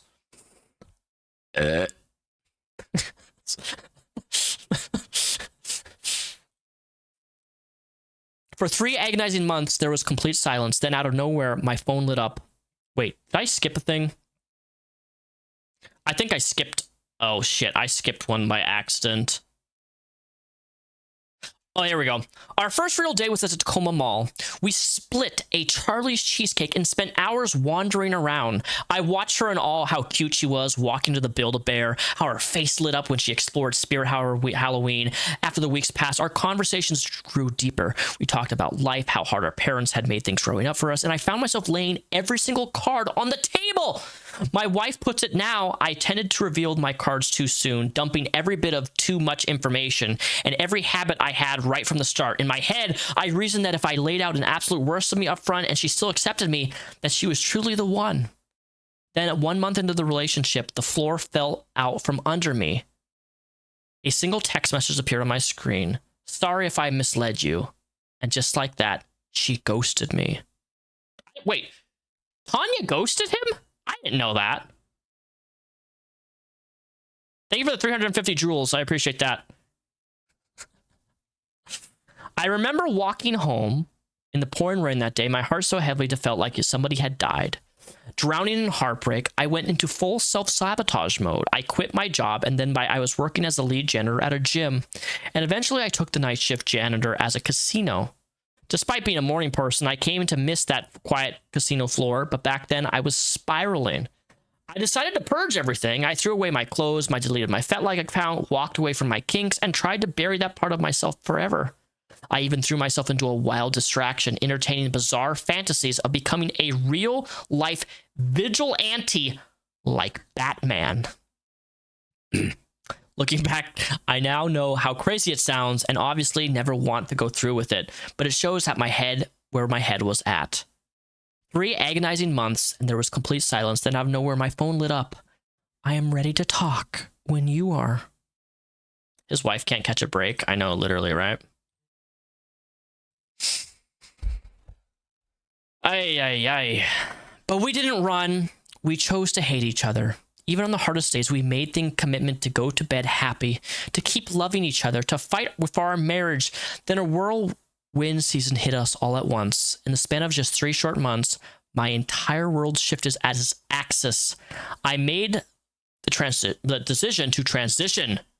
My wife and I welcomed a beautiful baby in the world. My granddaughter passed away. My grandmother passed away, not granddaughter, sorry.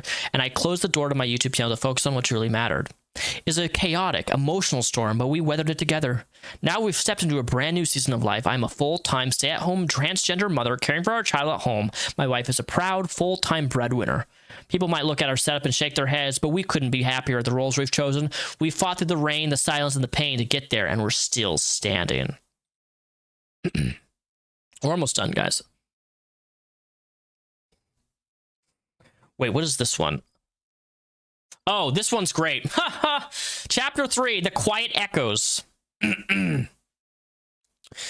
origin story begins somewhere, but mine started in the shadow corners of a town frozen in time. I was deeply Republican, fiercely conservative place, a tight-knit community anchored in the rigid faith of an overseen by a chorus of older folks who treated anything outside their narrow lines as taboo. Words like transgender, gay, and lesbian were never spoken aloud in polite company. If they had at all, they were dismissed with a wave of hand and a quick, definite judgment. They're all nuts! I didn't just grow up in that environment. I was adopted in the absolute epicenter of it. My home was a sprawling, chaotic pressure cooker. That is an interesting... I've never heard somebody's life described as a pressure cooker, but okay. Alongside the 3 biological children, my adopted foster parents took us in 13 of us. It was a household defined by tension, strict control, and constant underlying sense of dread. There was too many bodies, too much noise, and nowhere near the room to breathe, let alone discover who you were. My real world, however, was lived on the inside. Around the age of 12 or 13, I stumbled across a simple one-piece swimsuit. I remember holding the fabric in my hands, feeling the texture, and eventually building up the courage to put it on. The moment I did, something shifted inside me. I fell in love with the color, the soft stretch of the material, the way it hugged my body, and above all else, how it made me feel. Looking in the mirror, I didn't see the boy everybody forced me to be. I saw a soft, feminine silhouette. It wasn't anything sexual back then. It was just pure unadulterated self-expression.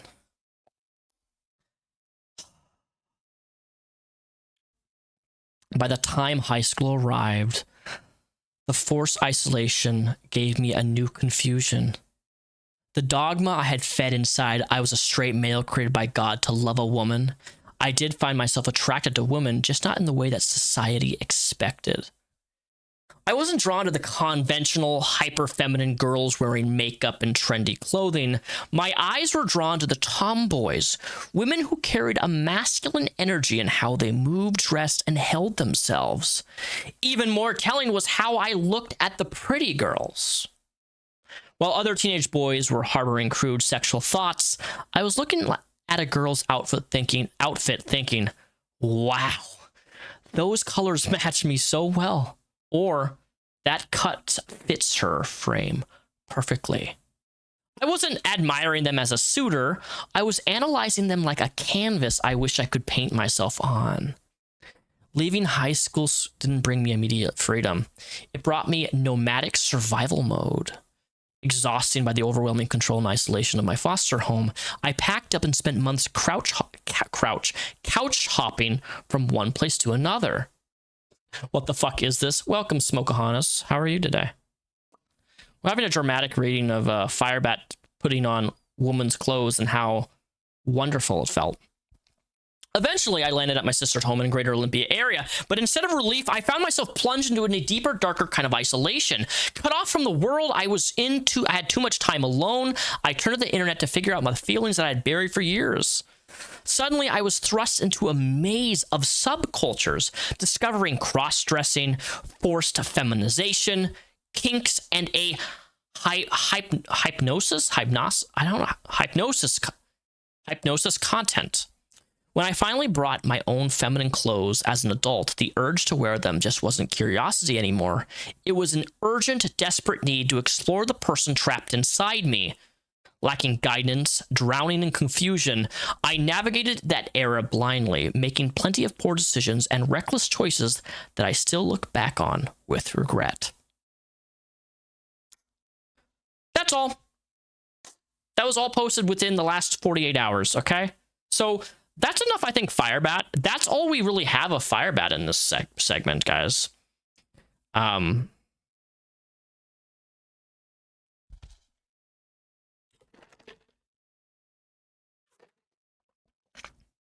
I'm sorry if you guys were uncomfortable by that, but yeah. So in this Firebat segment, an hour and a half, we have developed that their grandma passed away. They resorted to Nazism and Nazi imagery in order to express their frustration, and they deleted their YouTube channel, and they talked about how shame and regretful they are having their first sexual experience be SA of their ex. They've talked about their codependency on Sarah Faye, and they're very angry, bitter, and resentful person, and that's why they resort to Nazism glorification. Okay, I think that's all. That's all of Firebat I got right now. Sorry, no more. After the stream is done, the voice memos will be sent to, I think I'll send it to Miller and a couple other people, but I'll release those voice memos for everybody to consume, watch. Don't forget, after this stream is, when this stream is done, I'm releasing a YouTube video, okay? Are you guys ready to talk about the quartering? Because I haven't talked about the quartering in quite some time.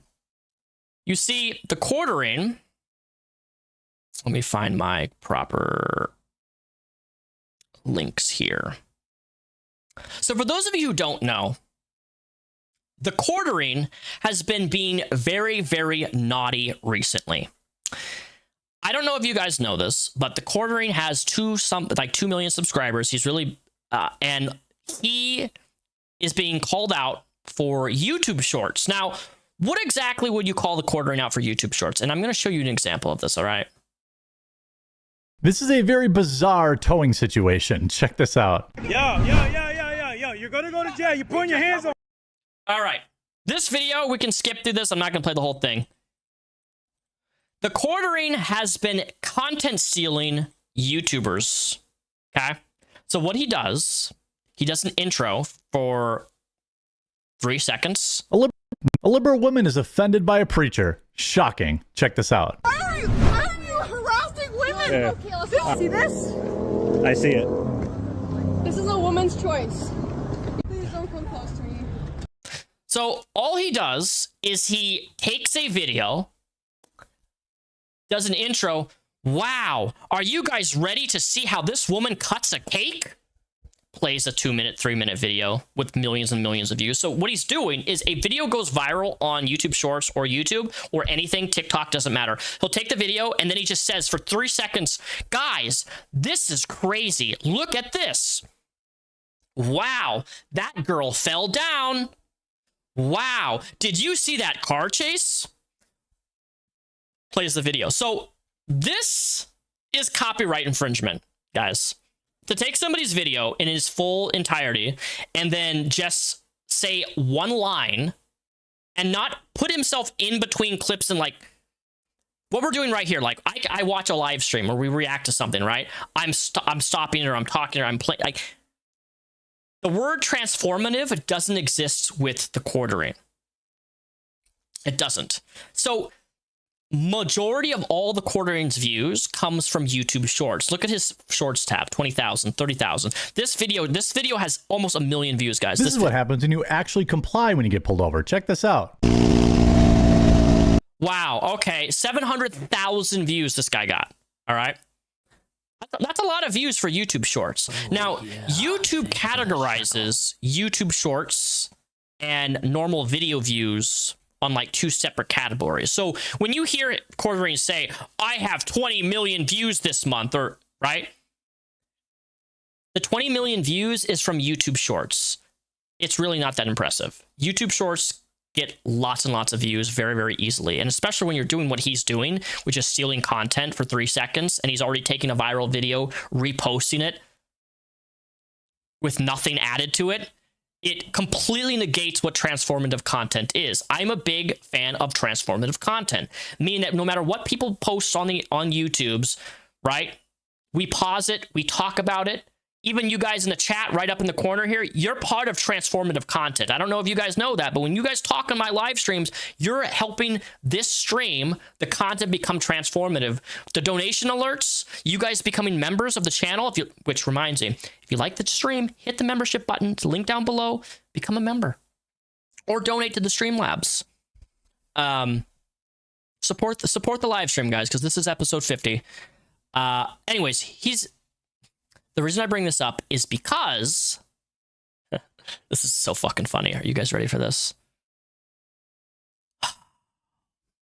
Firebat, be lucky this isn't you. What you're looking at right now is a screenshot. There's a website by A-loggers called Jeremy Decline. I want to put this in perspective of what this website is, okay?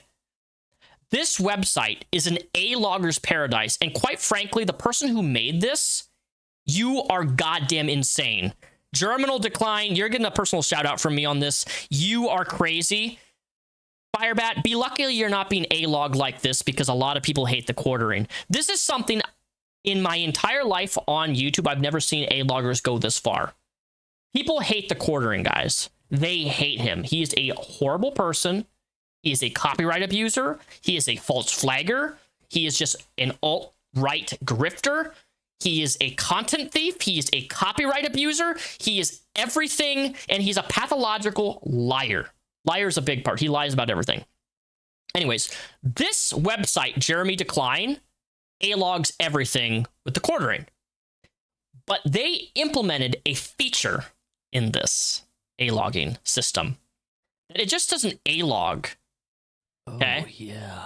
Let me find this. What this does, actually, no, I'll just show you the screenshot. See this screenshot? These are all YouTube shorts. What this does, okay, any YouTube short that he makes gets posted on this website, and it allows users to send notifications to the copyright owners of the video to get it pulled. This is genius, guys. This is the most genius thing I've ever seen. So A-loggers are using this website to notify the copyright owners of their content being stolen by the quartering to send out notifications of copyright infringement. It is brilliant. The Jeremy Decline website has begun where it's possible attributing the original creator to the quartering stolen shorts. Concerned citizens are welcome to notify the creators of their content being stolen.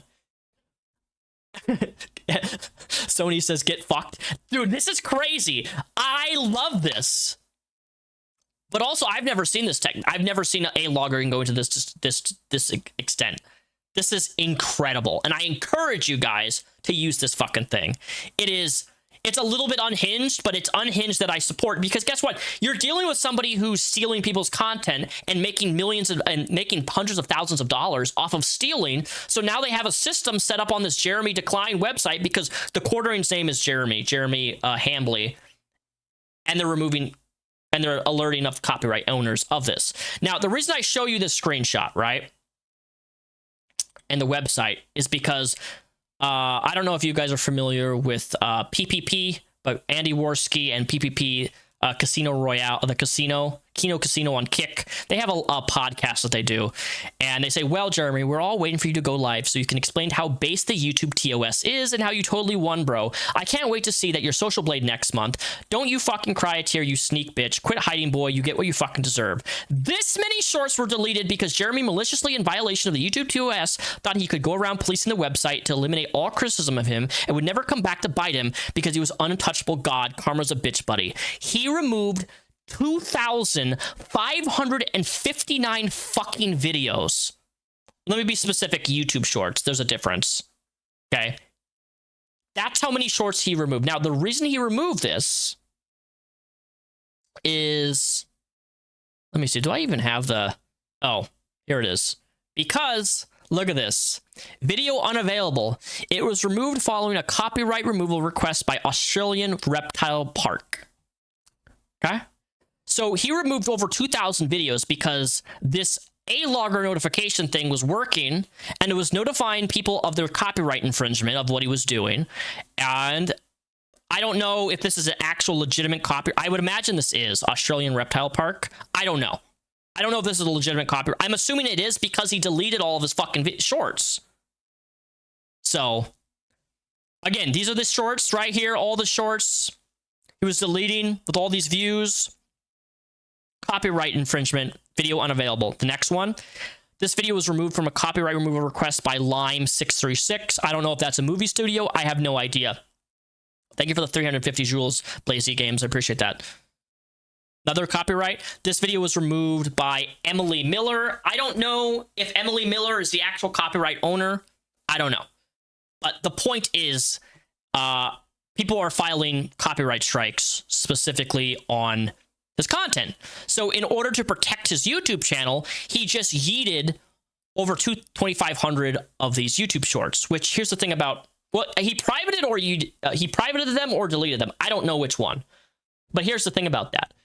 On YouTube, if you private a video or delete a video, you lose all your data analytics of that video, whether it's YouTube shorts or actual long form content. So of all those videos he deleted, I think it was over, I think it was like over 15, 20 million views. Of those, analytics get taken away. Now, it's speculated that when you delete content, it actually fucks the algorithm of your YouTube channel and suppresses your channel from being seen more when you do that. I've also seen it speculated that some say that it will actually help boost your channel. I don't know. It's very speculative. I have no idea if that's true or not. I do know that when you delete content or private it, though, it does take away all your views. So you lose everything. fucking fascinating. Fascinating. Kudos to this A-logger because it's just something I've never really...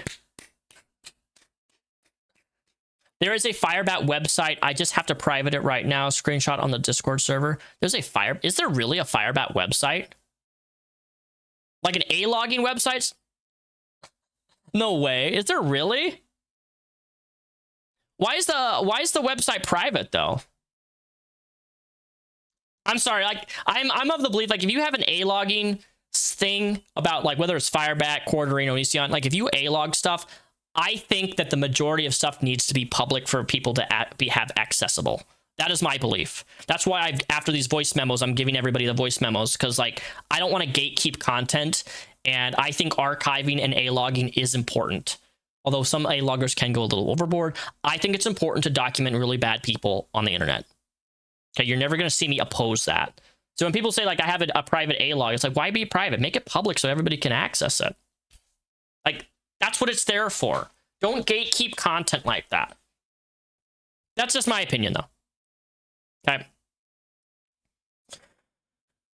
But yeah, following several copyright takedowns, Jeremy Hambley YouTube channel has deleted all shorts removed. Same with the main Quartering channel. It's fascinating to see, and this is like being talked about on Twitter everywhere right now. It's amazing. I love this stuff. I love it. So if you want to know about Jeremy Decline, if you see anybody doing copyright stuff, use this website, okay? Look at this. This is crazy. It tracks all of his videos too. Like I've never seen A-logging like this, dude. You can click it and look at this. It takes you to one of the most beautiful. This is crazy A-logging. It's beautiful. Like my God. Did they make this all themselves? I don't know. I am so impressed by this. Jeremy Decline. And if you go to his website, thequartering.com, it's completely gone.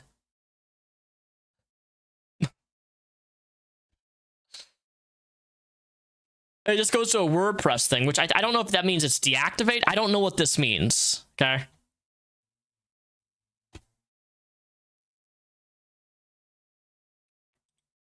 But what we do have is the Quartering made a new YouTube channel called the Quartering Vlogs.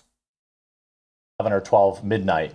Because the last thing I do before I go to bed is check stories. The first thing I do when I wake up is check stories again. Okay. The part you're probably all waiting for. Yes, that's the part I'm always waiting for. This will be a little bit shorter. Today's been pretty crazy. I've been dealing with nonsense. But yes, everything's nonsense, brother. Everything that you do, everything you talk about, everybody who criticizes you, everybody who talks about what you do and being a slime ball, it's all nonsense. I have a commitment to you guys to do these vlogs, so I'm gonna get this done. Most YouTubers behind the scenes are total scumbag snakes. You mean like yourself? You're a scumbag snake for stealing people's content and making thousands upon thousands of dollars off of stealing content? I don't know, man. I think not being transformative in your content makes you a scumbag. Specifically in regards to what you do. Archiving is different. The list of people I've worked with in the past 10 years who are actually loyal, actually your friend, is probably about 1 in 100 or 1 in 1,000. No, it's just you, dude. It really is just you. You have literally lost every single friend, and he attributes this as being for clout and views. I think that's one of the most superficial things that you can water down people as, is just for clout and views. It's like the default thing that nobody knows how to actually take criticism or a response to how their behavior online, so they just say, well, it's done for clout and views. It's such a dog water fucking response, dude. It actually annoys me when people, like, it is... Can people just like address criticism for once? It just even Firebat does the same thing. It's for clout and views, clout and views, clout and views. Make a response other than the default YouTuber thing. It's for clout and views, clout and views. Like, god damn.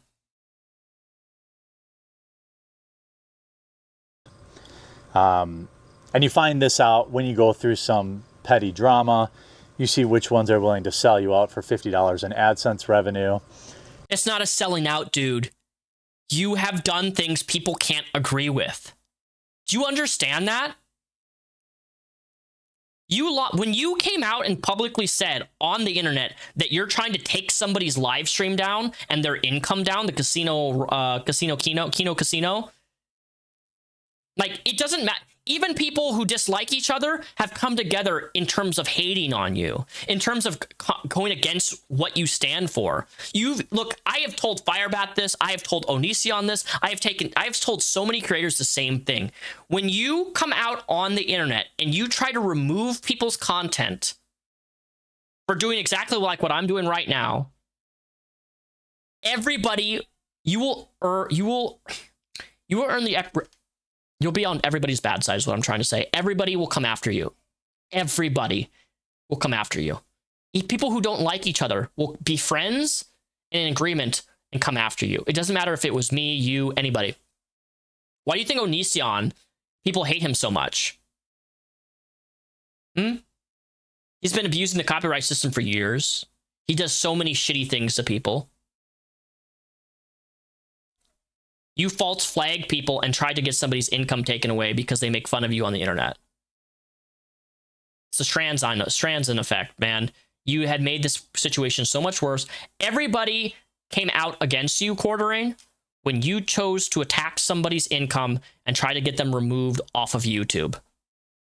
That is the most deplorable thing you can do in the YouTube sphere.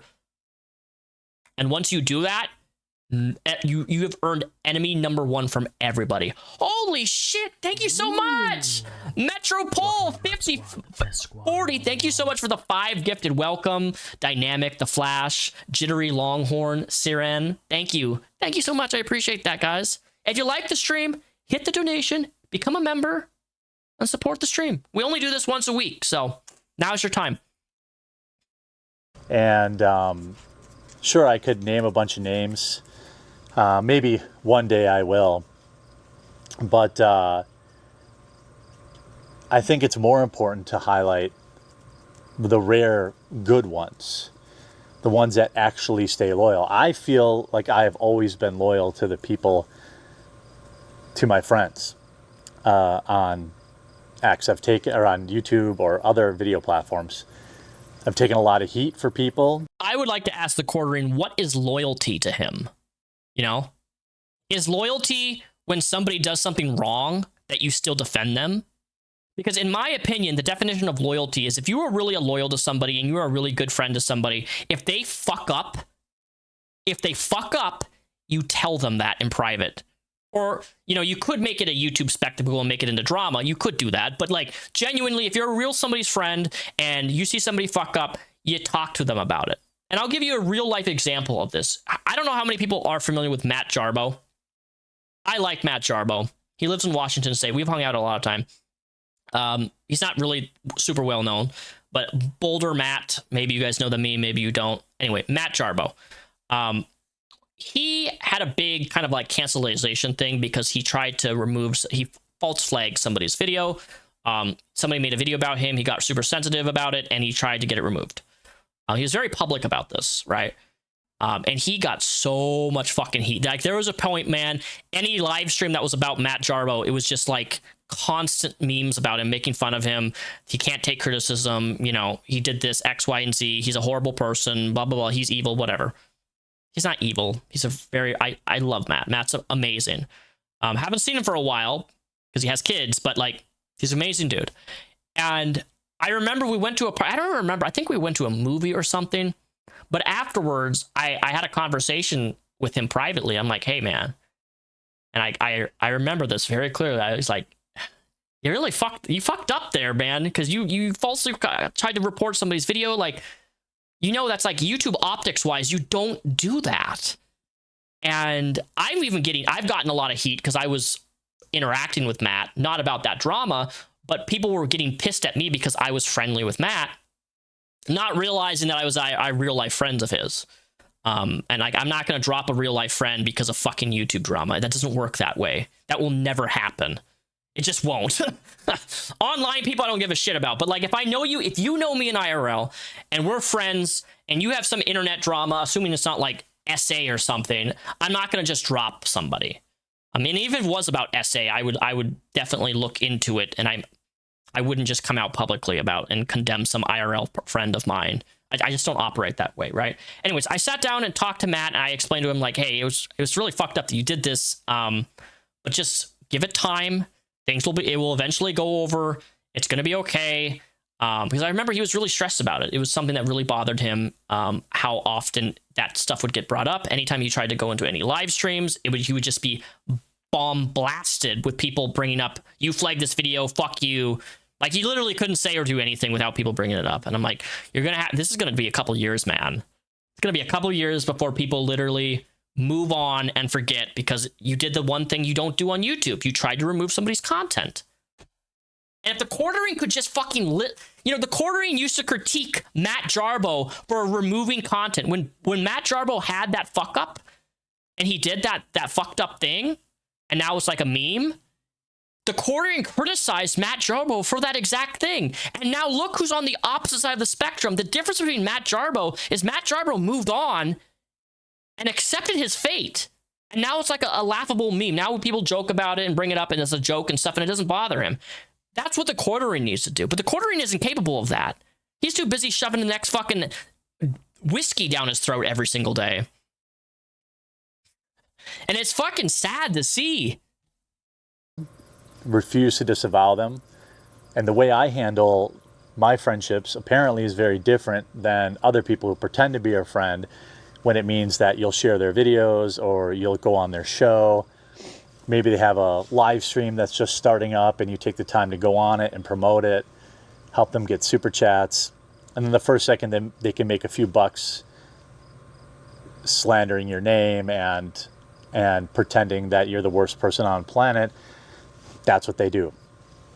But there's been a few rare cases of people that have kind of stuck by, and I think it's pretty easy now that I've gone through all this stupid internet drama. It was a very clarifying, very open moment for me, a very revealing moment that, quite frankly, I feel blessed to have gone through. When half of the world was unwilling to message me directly, Hucky, get out of there. Oh, that's Ruby. German Shepherd content. Papas. Hoggy. Where's Aniban? Aniban. Hey, Bean. Aniban, Bon. Come here. You guys never see Onyx. Onyx, come here. Oh, I love his dog's. The dog ran away. His dog doesn't even want to be around him. It's like, fuck you, Jeremy. Fuck you. Bye. She's thinks I'm gonna throw her in the pool. I did it one time 2 years ago to see, to show her she would like swimming, and I guess she didn't like swimming. What? Okay, that's kind of a dickholish thing to do, dude. Throwing a dog in a pool. Like, my dog loves water, and I only found out she loves water because she jumped into the water, and that's how I knew she was. Like, throwing a dog into a pool is kind of fucked up. Thank you so much. Thank you so much, Chloe. Streamlabs keeps reversing the tips I am trying to send. It won't go through Gomra Mook. Oh, I'm sorry. I don't know why that is. Streamlabs keeps reversing the tips I'm trying to send. It won't go through. Weird. I'm sorry that's happening. Has that happened to anybody else? But through all... Thank you for a member of 1 month. I appreciate that. 1 month. 1 month, Chloe. Yeah. Thank you for that shekel. It is the height of irony that Quarter Pounder was on the Boulder stream after getting walloped by Matt Fantastic at Gen Con almost 8 years ago. Damn straight! CB Cyber Taz, I'm so glad that you understand the lore. That's the irony of it all. I love that. I love that you fucking know that.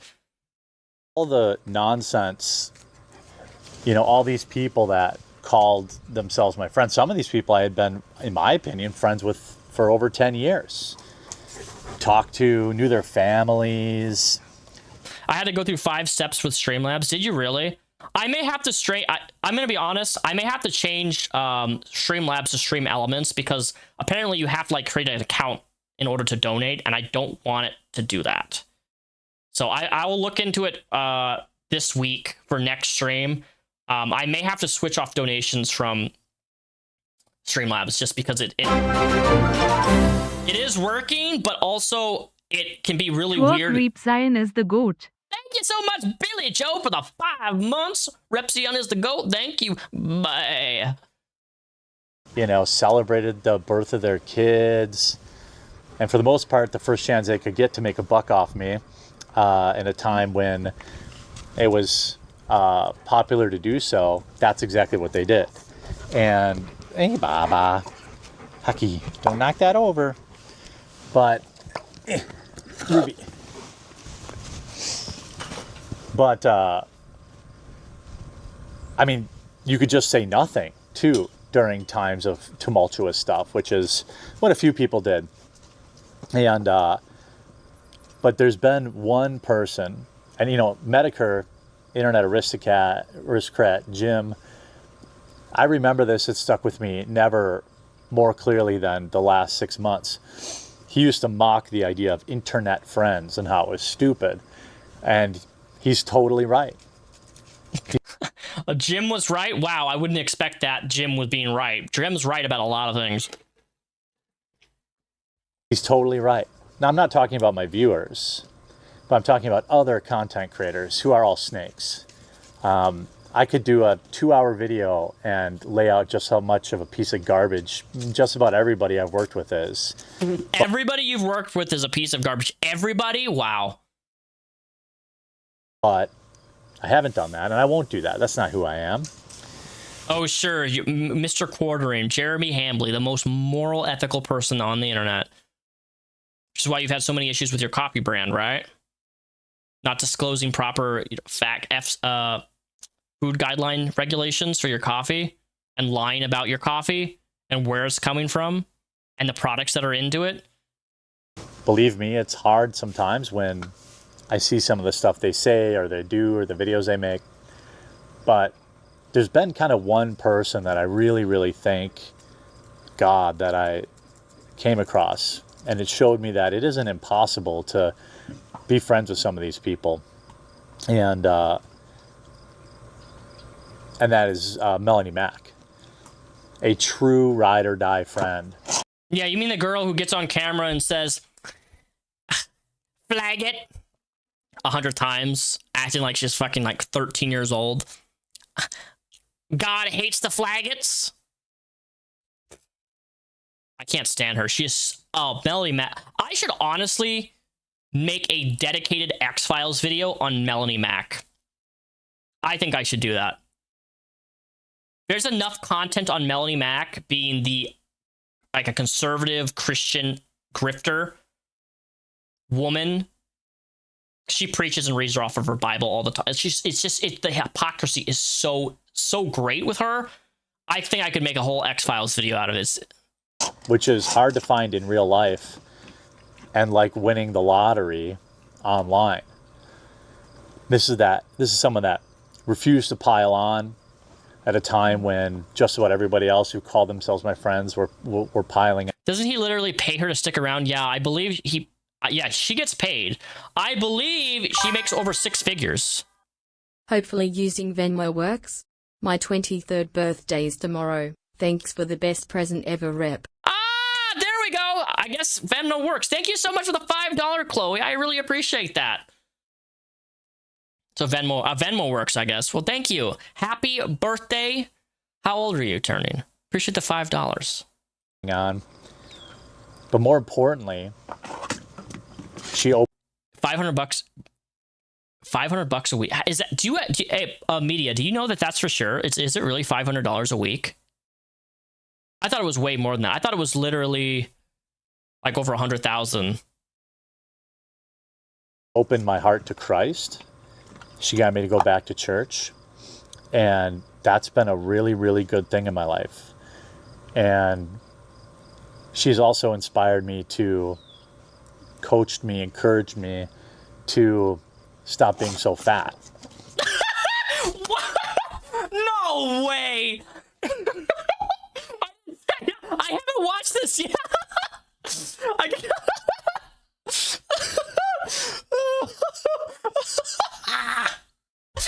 so rad. I didn't expect pile on at a time when just about everybody else who called themselves my friends were piling on.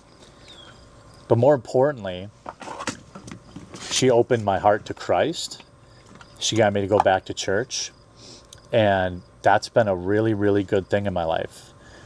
And she's also inspired me to, coached me, encouraged me to stop being so fat. And it's not like I don't have... I'm sorry, that is the fucking funniest line. And happy late birthdays, Billy Joel. The entire internet telling me I'm fat. But when it comes from somebody who, you know, has like your back, right? It matters more. It means a little bit. Why do these people always find Jesus after messing up? Dude, I know, Retroactive. I know. It's crazy. It's fucking crazy. It's the same shit over and over and over and over again. They always do the same thing, man. Every time Gabby Hanna's done it, the Quartering's done it. I don't know how, if Melly, it's just this Christian shit. Oh, it's always the Christian shit, man.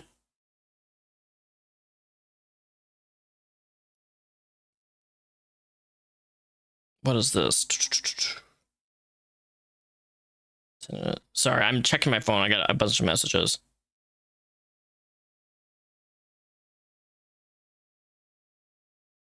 Okay. Sorry. Hey, Hockey. And, you know, when it would have been convenient for her to turn on me, make a few bucks on internet drama, she did the exact opposite. He is literally doing a diet so he can find reasons to call her. I wish I was kidding. Well, I mean, we all know that Quartering's had a crush on the Melly Mac for a long time. It helps them skirt their own personal responsibility for things in favor of unconditional forgiveness is a convenience thing. Some people that go to prison, suddenly they're Christians. Yeah.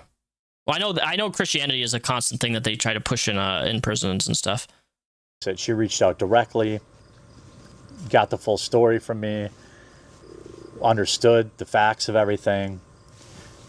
And then she did what I never would have expected, and that is like made a video and said, hey, you know what, get effed, basically. And I know she took a lot of heat from that.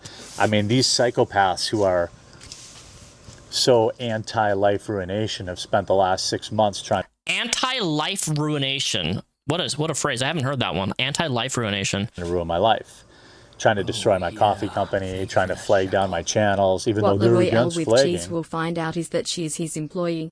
Once the money dries up, like her when she thinks about him, she will be gone. Absolutely. I agree with you. I absolutely agree. Thank you for the $5. I agree that once the money dries up. You have, you know, failed NASCAR drivers turning this into a whole career, really tiptoeing on the line of going a little bit too far. Yeah, I had people that I've collaborated with, people I've traveled with, people I've met at conventions. And when all that stuff happened, Melanie never for a second even thought about abandoning me and believing the nonsense that was going on out there. And she stood by me steadfast. Now, I had stuck by her in the past too, because that's the type of friend I am. When you're my friend or you're even a coworker, I don't let the internet tell me, you know, anything. Ow, fire ant. That hurt. The internet doesn't control what I say, you know. A fire ant bit him. He's like, the little ant's like, shut the fuck up, Jeremy. I get a lot of, when I brought Melanie on Later, as a co-host, there's a lot of people who were talking a lot of junk in the chat, and I just don't participate in that. I don't allow it. I don't accept it. When I had Luke on the show, Luke's been a true friend too. But, you know, people talk ish about him in the chat. I don't participate in that. I don't say, oh, look at this, look at that. Because I guess maybe that's just being Midwestern. But maybe that's also just being a good human. And I'm ashamed I used to watch his videos every day while not seeing his streams, so I missed what he really was.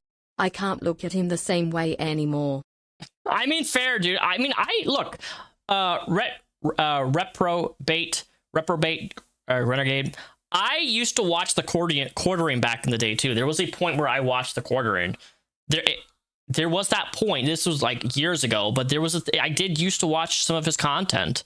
But he has fallen very hard in the last year and a half. It has gotten absolutely abysmal. I can't watch Quartering outside of like doing a live stream like we're doing right now. I can't stand his content. He's so difficult to listen to. He talks so slow, and then like, oh my God, it just gives me a headache.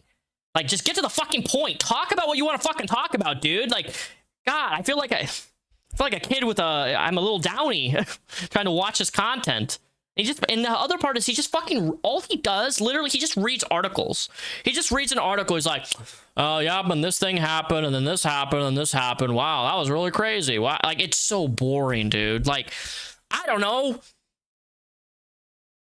Be more entertaining. At a time when it would have been really good for her career to jump on the hate train, she chose instead to follow her faith, which is really inspiring to me. And that's what made me go back to church. And now I don't think I've missed church, and I think I missed once since last September.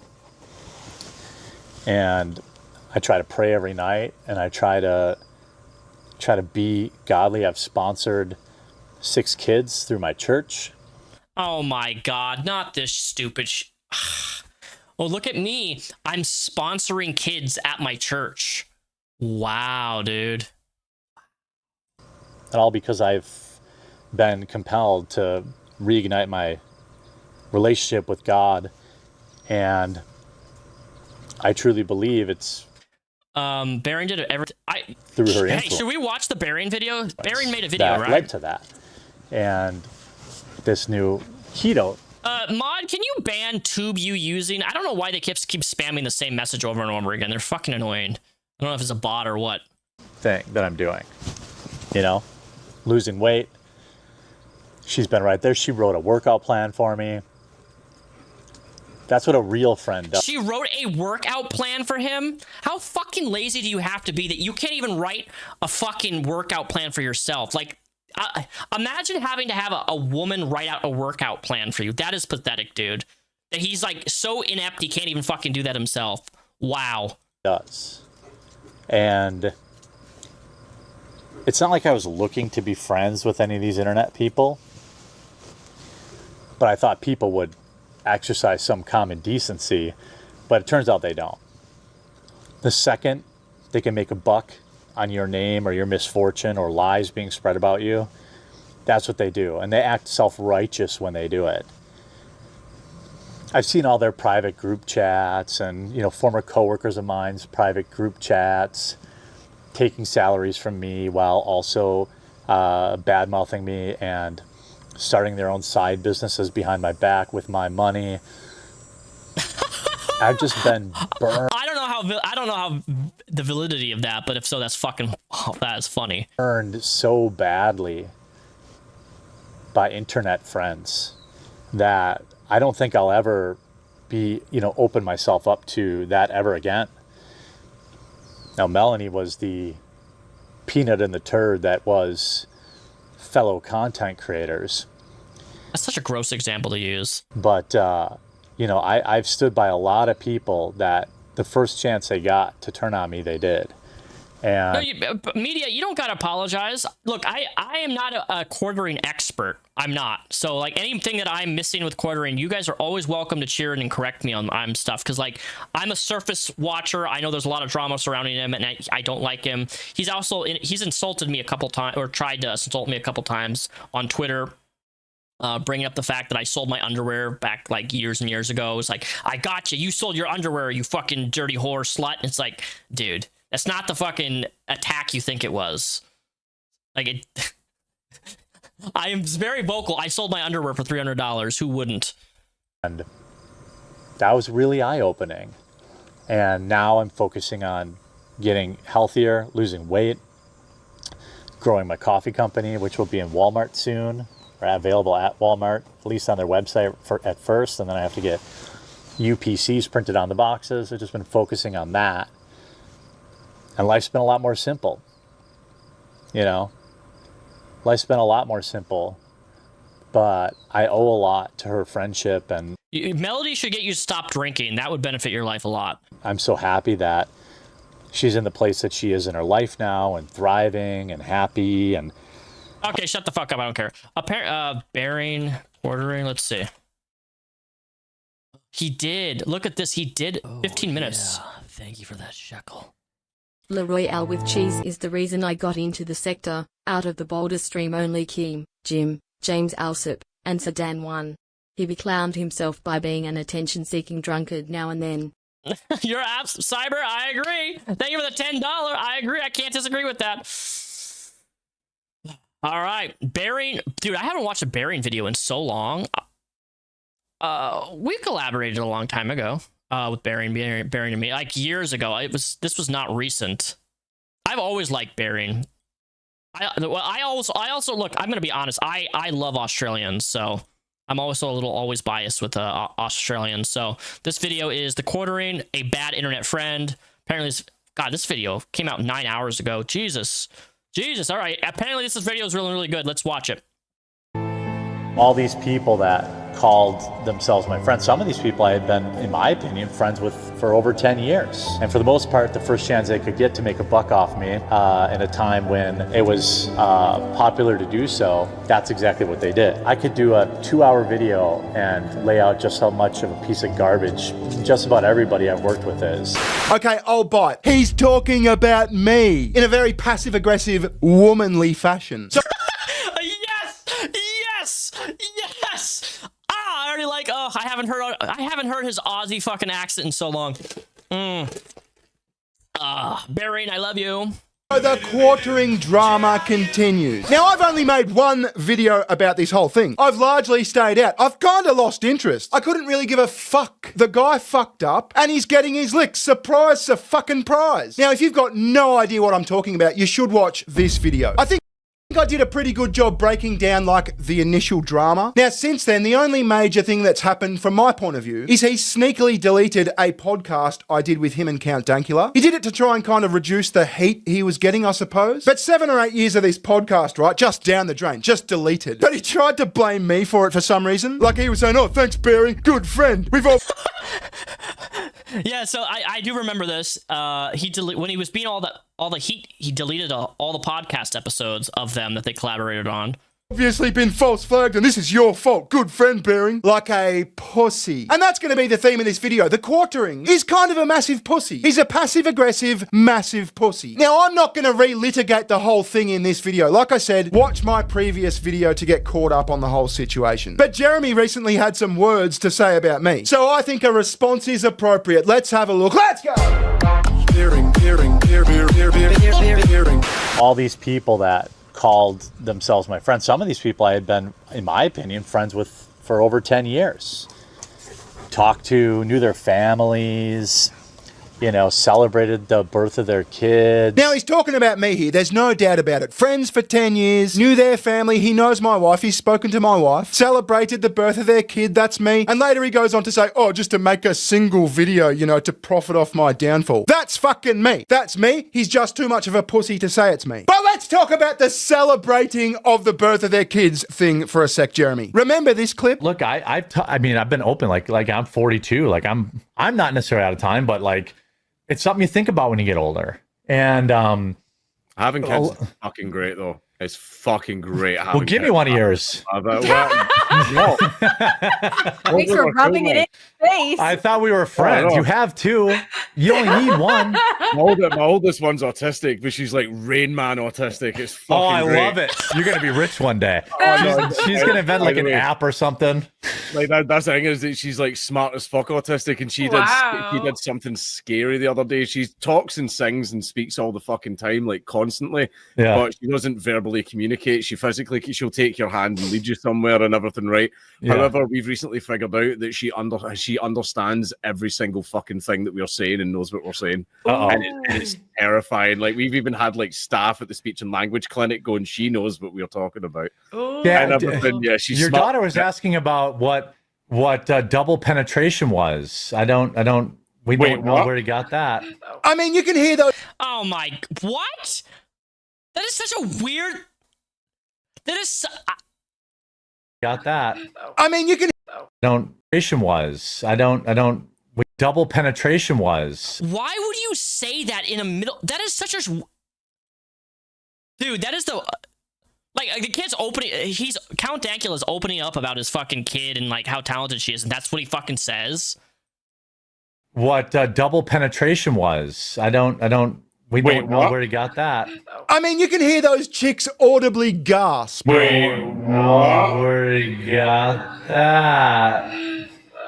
So let's just break down what just happened. Dankula, Jeremy's dear friend of 10 years. And by the way, Dankula's going to fucking hate. I mean, he's probably going to hate that I've brought him up here. He doesn't like drama, but I'm sure he'll forgive me. Please forgive me, Dank. But Dankula is describing how proud he is of his non-verbal autistic daughter for making the progress that she's made. And you can see it on Dankula's face. He's so fucking proud. His face lights up when he's describing this. And I know the feeling. I can relate. I've never told anyone on the internet this except for Dankula. I mean, there's never been a reason to. But when Dankula describes his daughter, he could be describing my daughter. My daughter is autistic, ASD level 3, mostly non-verbal. She's incredibly smart and outgoing. And I didn't even know this. This is amazing. One of the happiest kids you'll ever meet. But yeah, ASD level 3, mostly non-verbal. She's 6 years old. She's in intensive speech therapy and occupational therapy, and she's making really good progress. And when you have a kid that faces challenges like that, when they make progress, when they make some progress, you are honestly, like, it's indescribable, the fucking pride that you feel. And that's what you can see on Dankula's face. Like, as I said, my daughter is 6 years old. She's probably got the verbal capabilities of like a 3-year-old, say a 3.5-year-old. She just started saying, I love you, daddy, in the last like year. You know what I mean? So when they make these steps, it's such a good moment. And he's portraying this pride to his dear friend of 10 years. And what does Jeremy fucking say? Oh, she was asking me about double penetration. You realize you're a fucking prick, right? Like, if one of my friends said that to my face, they'd probably get a fucking backhander. Now, let me just clarify. I think what Jeremy was trying to do is he was trying to be funny. See, on the Tism podcast, the podcast that Jeremy deleted, when my daughter was born, I think the chat sort of had a running joke of, you know, let's start the 18-year countdown. You know, it was a fucking skeezy internet joke. And it was something you'd expect from a fucking live chat, you know what I mean? And so that sort of became a joke. When Dankula's kids were born, the joke came up again. And so Jeremy was trying to sort of do that. But there's a big fucking difference between randos on the internet saying, oh, 18-year-old fucking countdown, and your dear friend of 10 years saying, oh, she was telling me about double penetration after he was telling you about how proud he was of the progress she'd made. Now, Dan kind of laughed this whole thing off because he was being a polite guest. He didn't want to make waves. I kind of understand that. But like I said, Jeremy, if you were my friend and you were in front of me and you said something like that, back of my fucking hand. I mean, this incident was even written about by Luther Morgan in his book, the Lolcow book. There's a whole fucking page on it. By the way, check out Amazon. I think it's on Amazon. It's a good read. But this...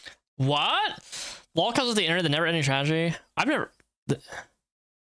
have to try this book out. What is this? I've never even... welcome to a new genre in general. Lolcows of the Internet's never-ending tragedy. First person explodes new depth. Lolcows some easily beta restriction to respond to trolls. They're milking from user actions. Once target escape is rare. Oh, this is my type of book. This sounds like my type of book. Huh. This has been published, Jeremy. My point is, you don't know our families. You're not close with us like that. Or me and my family at the very least. You're a fucking prick. Let's continue. And for the most part, the first chance they could get to make a buck off me in a time when it was popular to do so, that's exactly what they did. And, hey, Baba, Hucky, don't knock that over. But, Ruby. But, I mean, you could just say nothing, too, during times of tumultuous stuff. Yeah, I could have said nothing, but that would make me a massive hypocrite, wouldn't it, Jeremy? See, when Matt Jarbo flagged down all those motherfuckers... Oh my god! Dude, I haven't watched this. This is so funny. I was just talking about Matt Jarbo. Look at this. We all said something. That's shithouse behavior. Now, you fucked up. No, wait, that's not even the right wording. You were intentionally and arrogantly malicious. You tried to destroy the livelihoods of people. You tried to destroy someone's YouTube channel. And what me and a few other people you called friends did is simply police our own. I would be completely fine with all of everything that's going on, even though we may disagree on certain things. If they would police their own, there are lots of problems. in each community, and nobody ever really wants to seem to police their own. They have shown that they won't police their own. So rather than police their own, they don't police their own, meaning they don't get bad faith actors out of their groups. I wish they would police their own a little bit more. What has to happen is they have to police their own. And if I wanted to make a buck off you, Jeremy, I would have made a lot more than one video, or two now. I could have made a lot of money off you. Look at people like Luther Morgan. Look at people like Don Flurgandy. Those guys have started what could be very lucrative YouTube careers off your downfall. And fucking power to them. You did the same thing with Brie Larson, for fuck's sake. But I don't know if it's this like pulling up the ladder sort of thing. But like I said, you've become arrogant and a prick. I was thinking about it just after all this happened, right? And I think your fucking problem is that you've developed what I call media company syndrome. Media companies, I've actually heard this before. Media company syndrome. A progressive condition affecting content creators in which sustained algorithmic success induces the delusion that one is an institution rather than a bloke in a sphere bedroom talking to a foam-covered stick. Symptoms include referring to oneself as the plural. We're excited to announce the sudden appearance of head of partnerships, who is in fact a mate from school, with the belief that one has the brand identity instead of a webcam and an opinion. I've learned something new today. That is brand new. See, you had a YouTube channel and you got very successful. You got like 1 million subscribers. You got 2 million. Lynx OG, hello. Hi, Lynx, how are you? Subscribers. You got a fuckload of views. And all of that happened because you were relatable. See, a lot of people post quartering drama ask me, what did anyone ever fucking see in Jeremy? And the answer is, you were relatable. You were just a fat guy from fucking Wisconsin. You played with cards, you bitched about movies, that sort of thing. You're just some guy in his spare bedroom talking shit. Just like the rest of us. Just like the Keno Casino. Just like Yellow Flash. Just like Camelot. And you're still just a prick in his spare bedroom talking shit into a microphone. But you've kind of developed this belief that you're like a media company now. You've got all this stuff. You're a big important motherfucker. Now, there's nothing wrong with having staff. There's nothing wrong with having editors and that sort of shit. But you became so big and so arrogant and so media company brained that you thought your shit didn't stink. And it very much does fucking stink. That's why you thought you could silence people who were being mean to you on the internet. But remember, guys, I've said this so many times. Do not try to get people's content removed. Don't do it. Thanks to the 10 gold coins or jewels. Don't do it. Once you do it, man, there's no going back. But if people wanted to watch a media company like Fox News, then they'd watch Fox News. People tune into YouTube, for the most part, to watch a motherfucker with a microphone talking shit in his spare bedroom. And as a fellow motherfucker with a microphone talking shit in his spare bedroom, I am going to call you out and tell you the truth. They're not your friend if they're not willing to call out bad behavior. That's what real friends do. Real friends don't expect their other friends.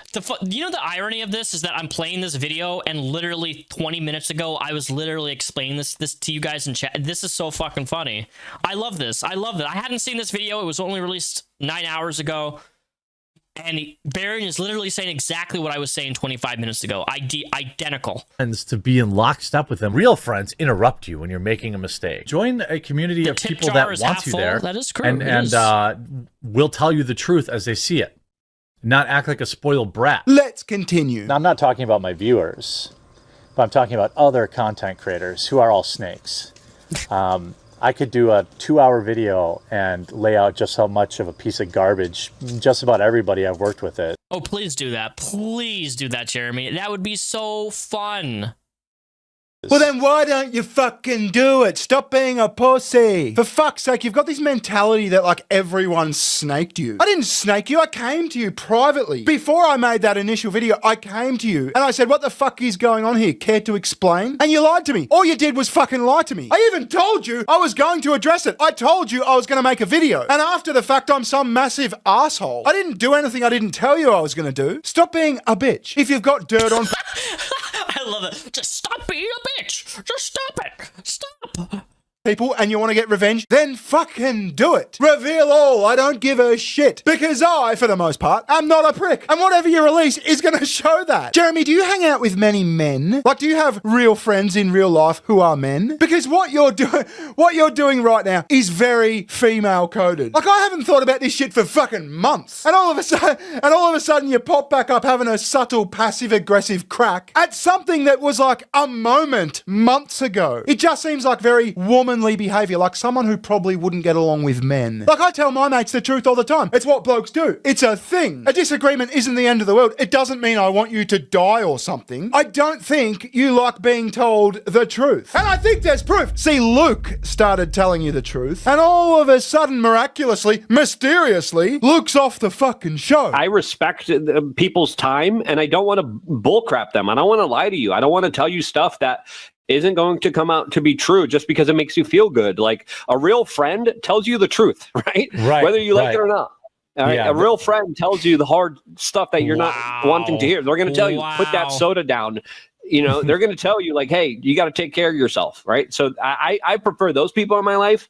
If you just want a show just to like be entertained and like, you know, be lied to and told sweet little nothings, I mean, you know, you're also a person that probably believes that strippers really like you too. Yeah, so I reckon that moment right there is why Luke's gone. I mean, he's gone because of money troubles, but you know, he had to pick one. And Luke was his least favorite because he told him the truth. And he's not a fucking yes man like Melanie Mack. Like, literally, she's a yes man or a yes woman. All she does is say, that's good, Jeremy. It was just that one day, and I think it might have been that I just hadn't eaten anything. Yeah. And then I ended up... That's what Melody Mac is, because she's a good Christian woman. Come on. Don't diss Melody Mac. She's doing her Christian behavior. Her Christian faith is always saying yes to a man and reading the Bible and inspiring her fellow Christian man. You know her ex-husband's gay. Her ex-husband came out as a gay man. That's why they got divorced. Lord drop. I ended up getting anxiety about it, which made it worse. And but other than that, that was over a week ago now. So this week has been good. I survived a bachelor party. I did have a few of the... These are the 500 jewels. Oh, that was cute. That was like a turtle drinking like soda. What the fuck was that? Dude, some of these YouTube drool things are fucking crazy. I just had a turtle pop up on my screen like drinking milk. What the fuck was that? The lady's White Claws. She's an annoying woman who turns up because you pay her $500 a fucking episode or something. I mean, Luke really hit the nail on the head with the thinking strippers. Okay, that's where you said $500. Man, $500 mic drop. They are the 600 jewels. Like your thing. It's basically what's going on. Now, there was also this little number about a month ago. I saw a clip on Twitter. I thought, that's fucking me. He's talking about me. I couldn't be fucked responding, but we're here now. Let's do it. Now, you could talk about certain quote unquote. God, look at... okay, look, I'm not... Quartering is massive. He's a big boy. Look how, like, half the fucking frame, dude. He's just like... Woo! 1,000 jewels, thank you. Internet friends that I thought I had over the years that were willing to turn on you for $100. Jeremy, it wasn't $100. It was $735. Oh, 700. Oh, see, this is the... Dude, Onision's done the same thing. He's like, Repzion's made $1,000 off this one fucking thing. It's like, actually, my live stream made $150. Idiot. $79. And you know where that $735.79 went? It didn't go towards a Cybertruck. It didn't go towards like 10 grand worth of kids playing cards. It didn't go towards a $30,000 saltwater aquarium or a fucking dog track or whatever the fuck you flex on your audience. It went into a high growth index fund for my daughter. So in 30 years time when I'm old and feeble and fucked, that $735.79 will be my daughter's 15 odd grand. I mean, that's not a bad couple of hours work work if you ask me. But that's besides the point. I didn't make that video to make a profit. I made that video because it should have been made. See, there's no cabal here, Jeremy. There's no conspiracy. There's no fuck Jeremy plot. What's happened here is really simple. A bunch of your peers called you a prick because you were being a prick. And now you're taking passive-aggressive jabs at people like a pussy. I even offered several times to jump on a live stream on your channel and discuss this whole thing. If you're being treated unfairly, if we're all wrong, if this is some sort of conspiracy against you, let's get it out in the open. But you won't do that because you're a, you know what I'm going to say, pussy! But here's the thing, Jeremy, you don't have to be a pussy. This is a choice you're making. You could confront this whole thing. You could man up and address everything. Being a pussy is not an immutable characteristic. It's just a choice. Just choose not to be a pussy. The offer's still open, by the way. Let's do it. But most of those people that did that match the stories about what I heard about them behind the scenes. Such as? You know, people that would sell you out at your lowest moment to make a single video and profit from it. You could always kind of tell. And I'm not going to name names, but they know who they are. Wait, so you're telling me that you could always tell that I was like some massive asshole and you just never did anything about it? I think that is pathetic cope. You just don't like being confronted with the truth and now you're all salty about it. You're on your period. If you want to be like internet enemies, Jeremy, that's fine. I got no problem with having internet enemies. It's actually quite profitable. The retarded feminists of like the mid-2010s basically paid off my mortgage. But you know what's really fucking sad, man? At least the retarded feminists had the nutsack to say my name. Anyway, that's about me done. Thank you very much for watching. If you That was a good video. That was very, very good. Very, very good. He's still doing the whole, look at that, still doing the woke stuff. Woke, Mr. Coordinator, Mr. Woke Man.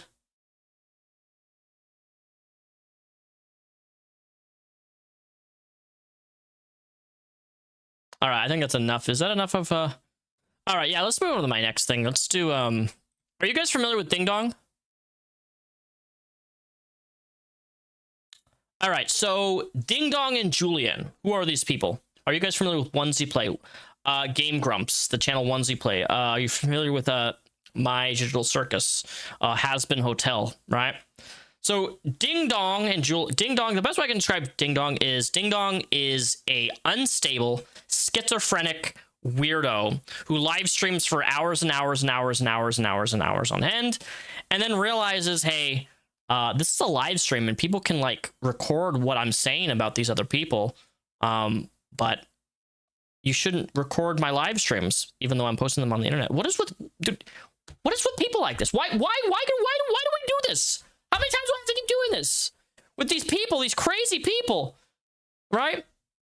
Former co-hosts of Onesie Play, Ding Dong VG, and Julian have been streaming for almost continuously a full day after saying Chris O'Neill and his viewers are probably alt-right Nazis. So look, I guess we're dealing with Nazis twice this stream. We already dealt with Firebat and his Nazism in Minecraft and his grandma not being a fan of Jews. And now we're at this segment, which is like accusing people of what? Come on, dude. Come on now. Try nigger. Oh, I did not know. Sorry, someone just Ding Dong just dropped the N-word. I didn't know that was. Oops. That was not intentional. Anyways, this is the video we're gonna watch. In the past, I had to avoid saying the word Oni plays. And now I can did pick up on that one. I can I can say. I meant Oni. Yes, I'm not Onesie. Oni plays is what I meant to say. Oni plays ruined my life for many years. And this is why I ban people who come in with Oni plays references. Because I automatically expect that they're dangerous. Imagine banning people because they mention another fucking channel. That's crazy work to me.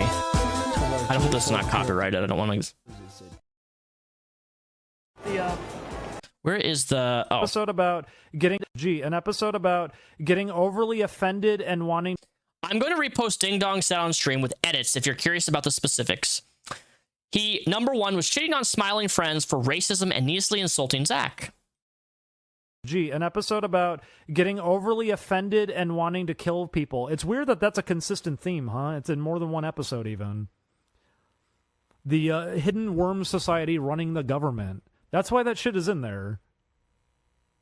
You have to remember a lot of the people who were involved. You have to remember where a lot of these people came from prior. People just wanted to kind of automatically assume that if they stay quiet for long enough, their mentality has changed, even though they haven't. Man, I can go back to an example that's not even from the show. I only got to hear about this one because I don't watch the videos, but I had someone quote it at me, and I'd be like, why are you saying that, man? That's nasty as shit. That I had somebody at one point say to me, like, I am bipolar, and I am autistic, and these are the things that I have, and these are the things that I deal with. And I was like, what are you doing? Pisses me off. That's like, I don't know if it's my autism or my OCD or my Asperger's or my schizophrenia or my bipolar disorder, but that you want it all to look nice. And they went, oh, it's a bit. And I was like, that's not a bit. Where did you even hear that one from? And they told me, and I'd be like, man, do you know why he said that? Because he's seriously just trying to insult people who have to deal with things like that. That's why I said, I'm confused why people weren't able to pick up on this. I thought it was really obvious. I thought it was really clear, because in the past, everyone did pick up on it.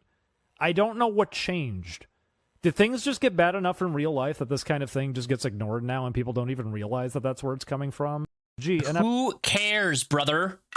Who cares about that? Congrats on the 50th live stream. Thank you, Jane Doe. I appreciate that. They do. Ding Dong schizophrenically claims that Lyle and Chris brought up Tuba to expose he's a furry and take pot shots at him. Grand conspiracy. They do it to a lot of people, by the way.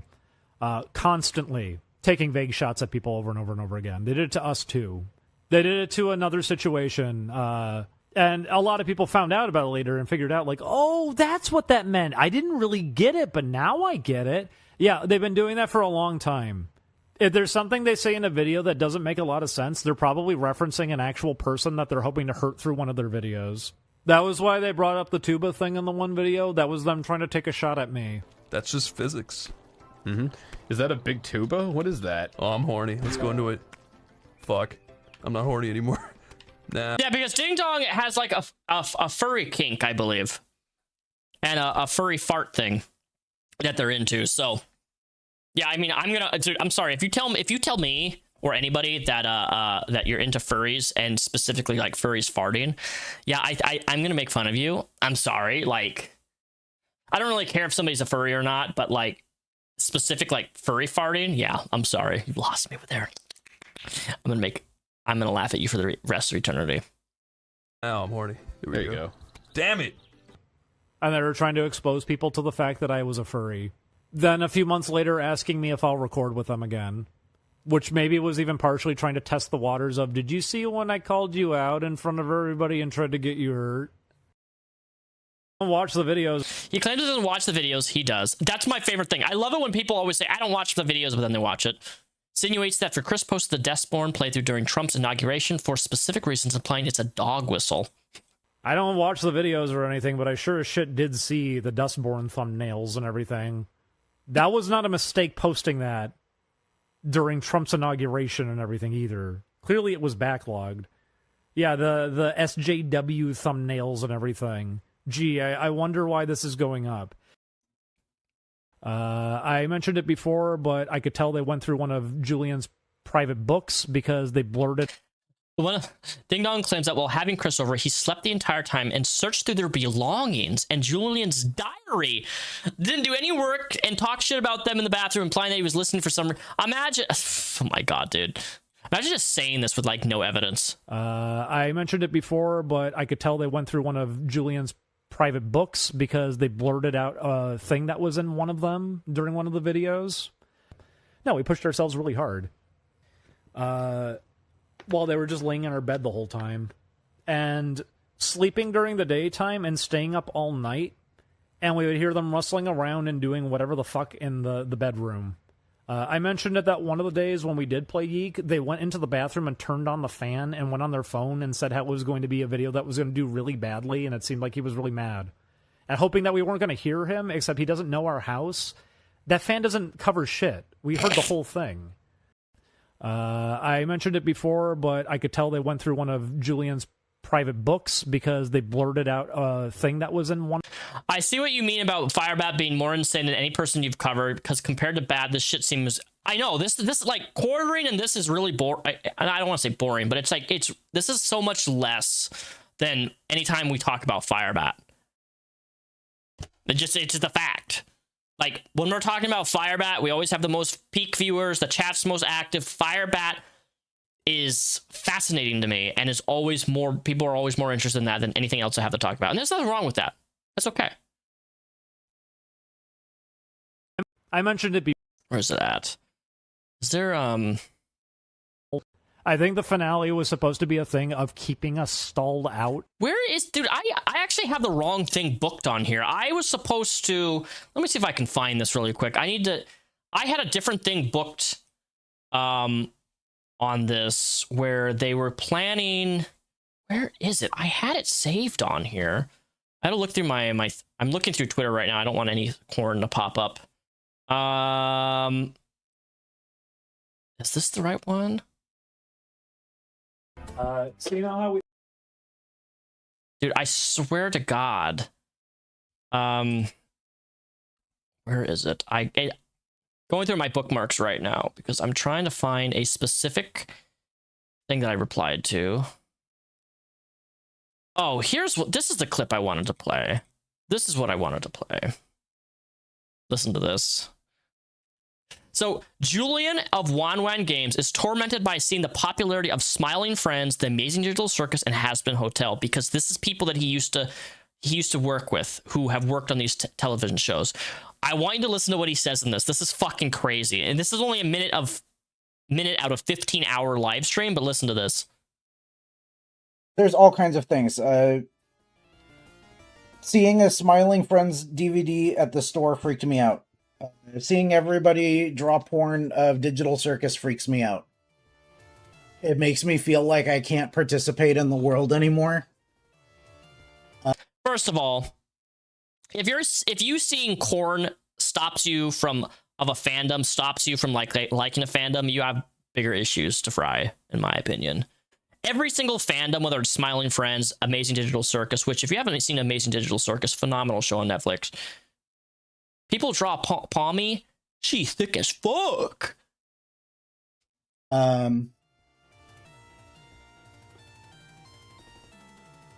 It's something that I need to be able to figure out. I mentioned a few minutes ago that, like, way back at the beginning when Dee didn't want to speak about these things, I threatened to break up with him over it because I was like, I feel like this is unethical. I want you to listen to this again. Listen to this. It's something that I need to be able to figure out. I mentioned a few minutes ago that, like, way back at the beginning when Dee didn't want to speak about these things, I threatened to break up with him over it because I was like, I feel like this is unethical. I feel like it needs to be spoken up about. I feel like people are going to get hurt. Imagine threatening to break up with your boyfriend over this, over Has-Been Hotel, on The Amazing Digital Circus, and Smiling Friends.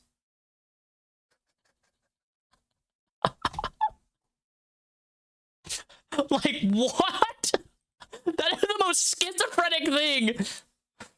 Break up with him over it because I was like, I feel like this is unethical. I feel like it needs to be spoken up about. I feel like people are going to get hurt. People got hurt anyway.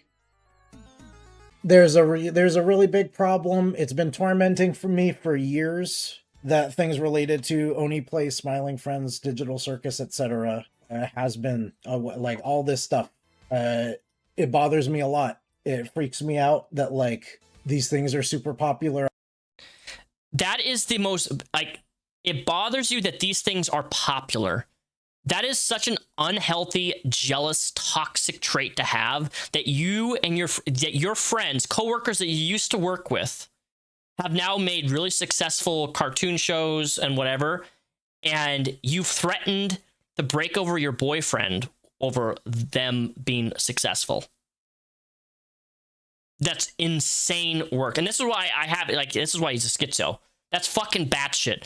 I just got back from seeing. Oh yeah, thank you for that shekel. Brand New Day. I saw. Man, if you're having an existential crisis and panic attacks over seeing a DVD cover or a plushie, it's time to log off and seek professional help. You know, you AwaTube, you would think so.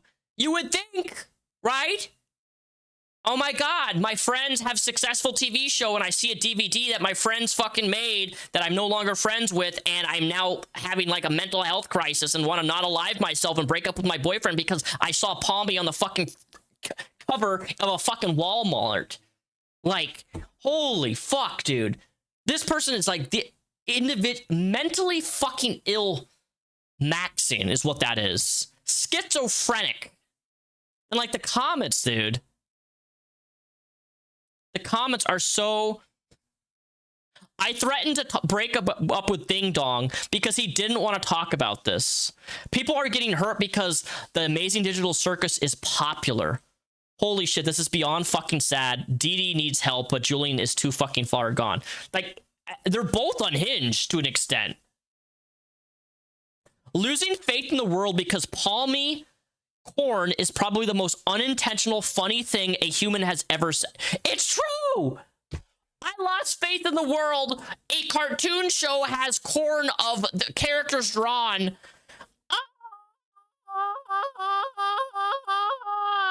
Palmy's thick. Palmy's thick, and she's fucking a goddamn oh God, I forgot the name of the castle piece in Digital Circus. Look at, he's genuinely lost it. The general concern is actually lost it. Threatening to break up with your boyfriend because he didn't want to talk about drama on a live stream and then essentially having a panic attack over Smiling Friends DVD and Palmy porn. What? This is really because he's jealous. There's no healthy way to explain this or justify it. I think he secretly knows deep down they hate to see their friends succeed because they perceive others' success as damaging their own. It's not healthy. Kinger, yes, it was Kinger. I've come to the realization that Julian is a slow-minded individual, which isn't surprising considering he jerks off a lot for him to act like a sloth. Smiling Friends is popular. People are gonna get hurt. Threatens to break up with Ding Dong. Bro, the channel awesome effect is real. What the fuck? They're so bitter and jealous. They're doing what they're doing. Is this hate speech meme in real time? It's ridiculous. I'm falling to my knees in Walmart because there's a Smiling Friends DVD in the bargain bin. Like, dude, they're being so clowned on. It's ridiculous. Holy shit, Julian has turned into the R. Are we really to admit that the Ding Dong and Julian era of Ani plays was complete shit? This is why I can't participate in the world. Why? Because seeing their success and comparing to your own reminds you that you haven't done shit for years, over a decade, which is why it torments you. Sour fucking grapes. Mm-hmm. I've heard a sad sack of shit in my life, but this takes the prize. This is not just pathetic, but like, man, take some pills, talk with somebody, get a horrible job that you have to mind you so you don't mind this retarded shit, because it's impossibly low in oh my God. It's wild. They seem very jealous of their colleagues. Threatening to break up over the fact that there's Digital Circus corn is crazy. My septum ring is a mental illness to society. Thank you. I appreciate that. I love my mental illness.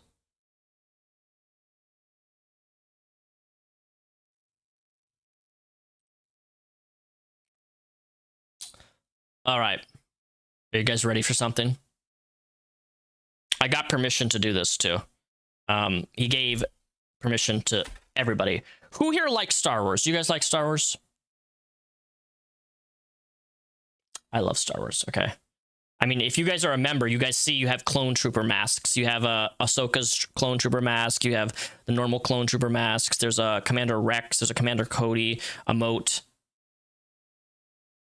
Positive. I think a collab between them and Laker with hands raised now. Yeah, probably Shellfish. Probably.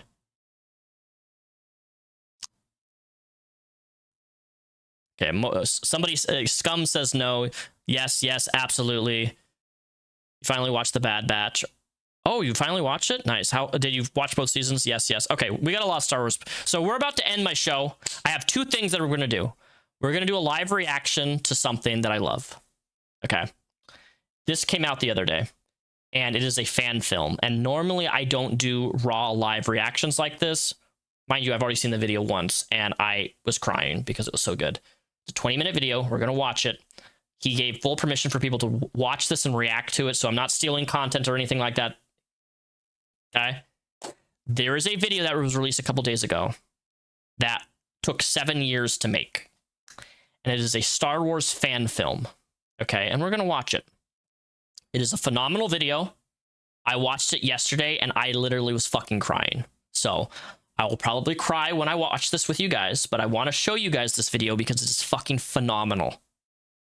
The score is phenomenal. The choreography is phenomenal. Okay, we're going to watch this together. And then I'm going to do my last announcement, which will be the release of a video. And then we're going to finish up the stream. All right? Because I have to work tomorrow. So, I don't know if you guys know. I don't know if you guys have seen this. Maybe some of you guys have seen this video already. I don't know. But what we're going to do, I'm going to turn off my tip jar. I'm going to turn off memberships. I'm going to turn off tip names. I'm going to keep chat up. Okay? Keep chat up. But we're going to watch this, all right? I want you to sit here with me, and I want you to watch this full video with me, because it is, if you're a Star Wars fan, you're going to shit your pants. Okay? Even if you don't like Star Wars, watch this, okay? Like, this is the best, one of the greatest fan films I have ever seen in my fucking life. This is better than anything Disney could ever fucking create. This is what Star Wars is supposed to be. Okay? Are you ready? Turn your headphones on. It's so fucking good. It's so fucking good. It's so fucking good. I can't get over it. It's so fucking good.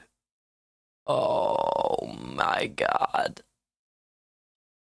I get so emotional at Star Wars. It's one of the few things I watch, and I can't control my emotions.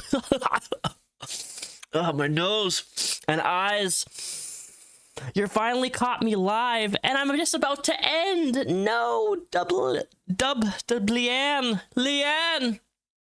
Well, here's the perk about my live streams. Since we're about to end, you can come back and watch this after it's done, because I don't put my live streams on any paywalls. Yeah, so that was a fan-made fan film, and honestly, and there's going to be a part 3, obviously, because it ends in a cliffhanger, but they're already working on a part 3. I cannot wait. We all knew that Mace Windu was still alive. I always knew that. And I know it's a fan film trailer, fan film, but it is so fucking good. Between the score, the violence, the saber fights, the choreography, all of it is just flawless. That is the greatest thing I can't believe it only has, how many views? It has 1.2 million views. It needs like 50 million. Like, genuinely, it needs like 50 fucking million. It is the great, way he fucking pulls the Death Trooper to him and just snaps his fucking neck. Like, I don't think people understand how amazing Mace Windu is as a character. The movies did so little justice to that character. There's a Star Wars novel known as Shatterpoint. I don't know if you guys read books, but Shatterpoint, the novelization, is all about Mace Windu. Mace Windu is one of the most badass motherfucking Jedi that, and I don't even like the Jedi. I'm a Sith guy. I like the Sith, but Mace Windu,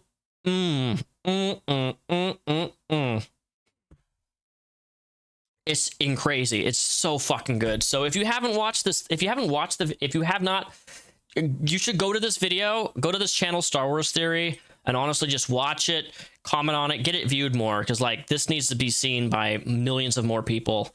I can't believe it has 1.2 million. It needs like 30 million. That's how good it is. That's how good it is. But we are on the very last section of my live stream, and with the last part of my 50th live stream, I thought it would be in good spirit to release a video. Okay. A full length video on my YouTube channel. And this video is known, all right? I'm going to show you here. This video right here is the interview that Firebat does not want you to see. It has been unlisted. I'm going to put this to public, all right? And as soon as I press the done button and save, this video is going to go public, all right? So congratulations. The interview is finally here.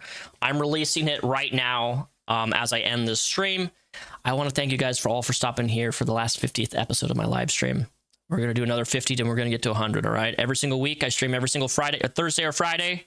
I try to put an episode out on Tuesday or Wednesday so you guys can plan for it, but I will see you guys all next Friday, okay? Does that sound good? Sound good? Thank you for watching Star Wars with me. Thanks for watching me shit on the quartering. Thanks for watching me talk about Nazi Bat. And yeah, I'll see you guys all next week. Thank you for the donations. Thank you for the views. Thank you for the comments. Thanks for the engagement. And as always, you can come back to this video as this live stream is done and rewatch it. I'd appreciate the engagement and in activity. And thank you guys for the support and to all the new members today. Appreciate you guys. Love you guys. See you next week. Deuces. Let's do this. Save and then done. Video's out. So go to my video tab. Here it is. The video's out officially. So are you going to be the very first commenter? 5 seconds ago, guys. You better go rush it. Look, there's 99 people. All of you guys should go to my new video right now and comment. Be the first people commenting on this video.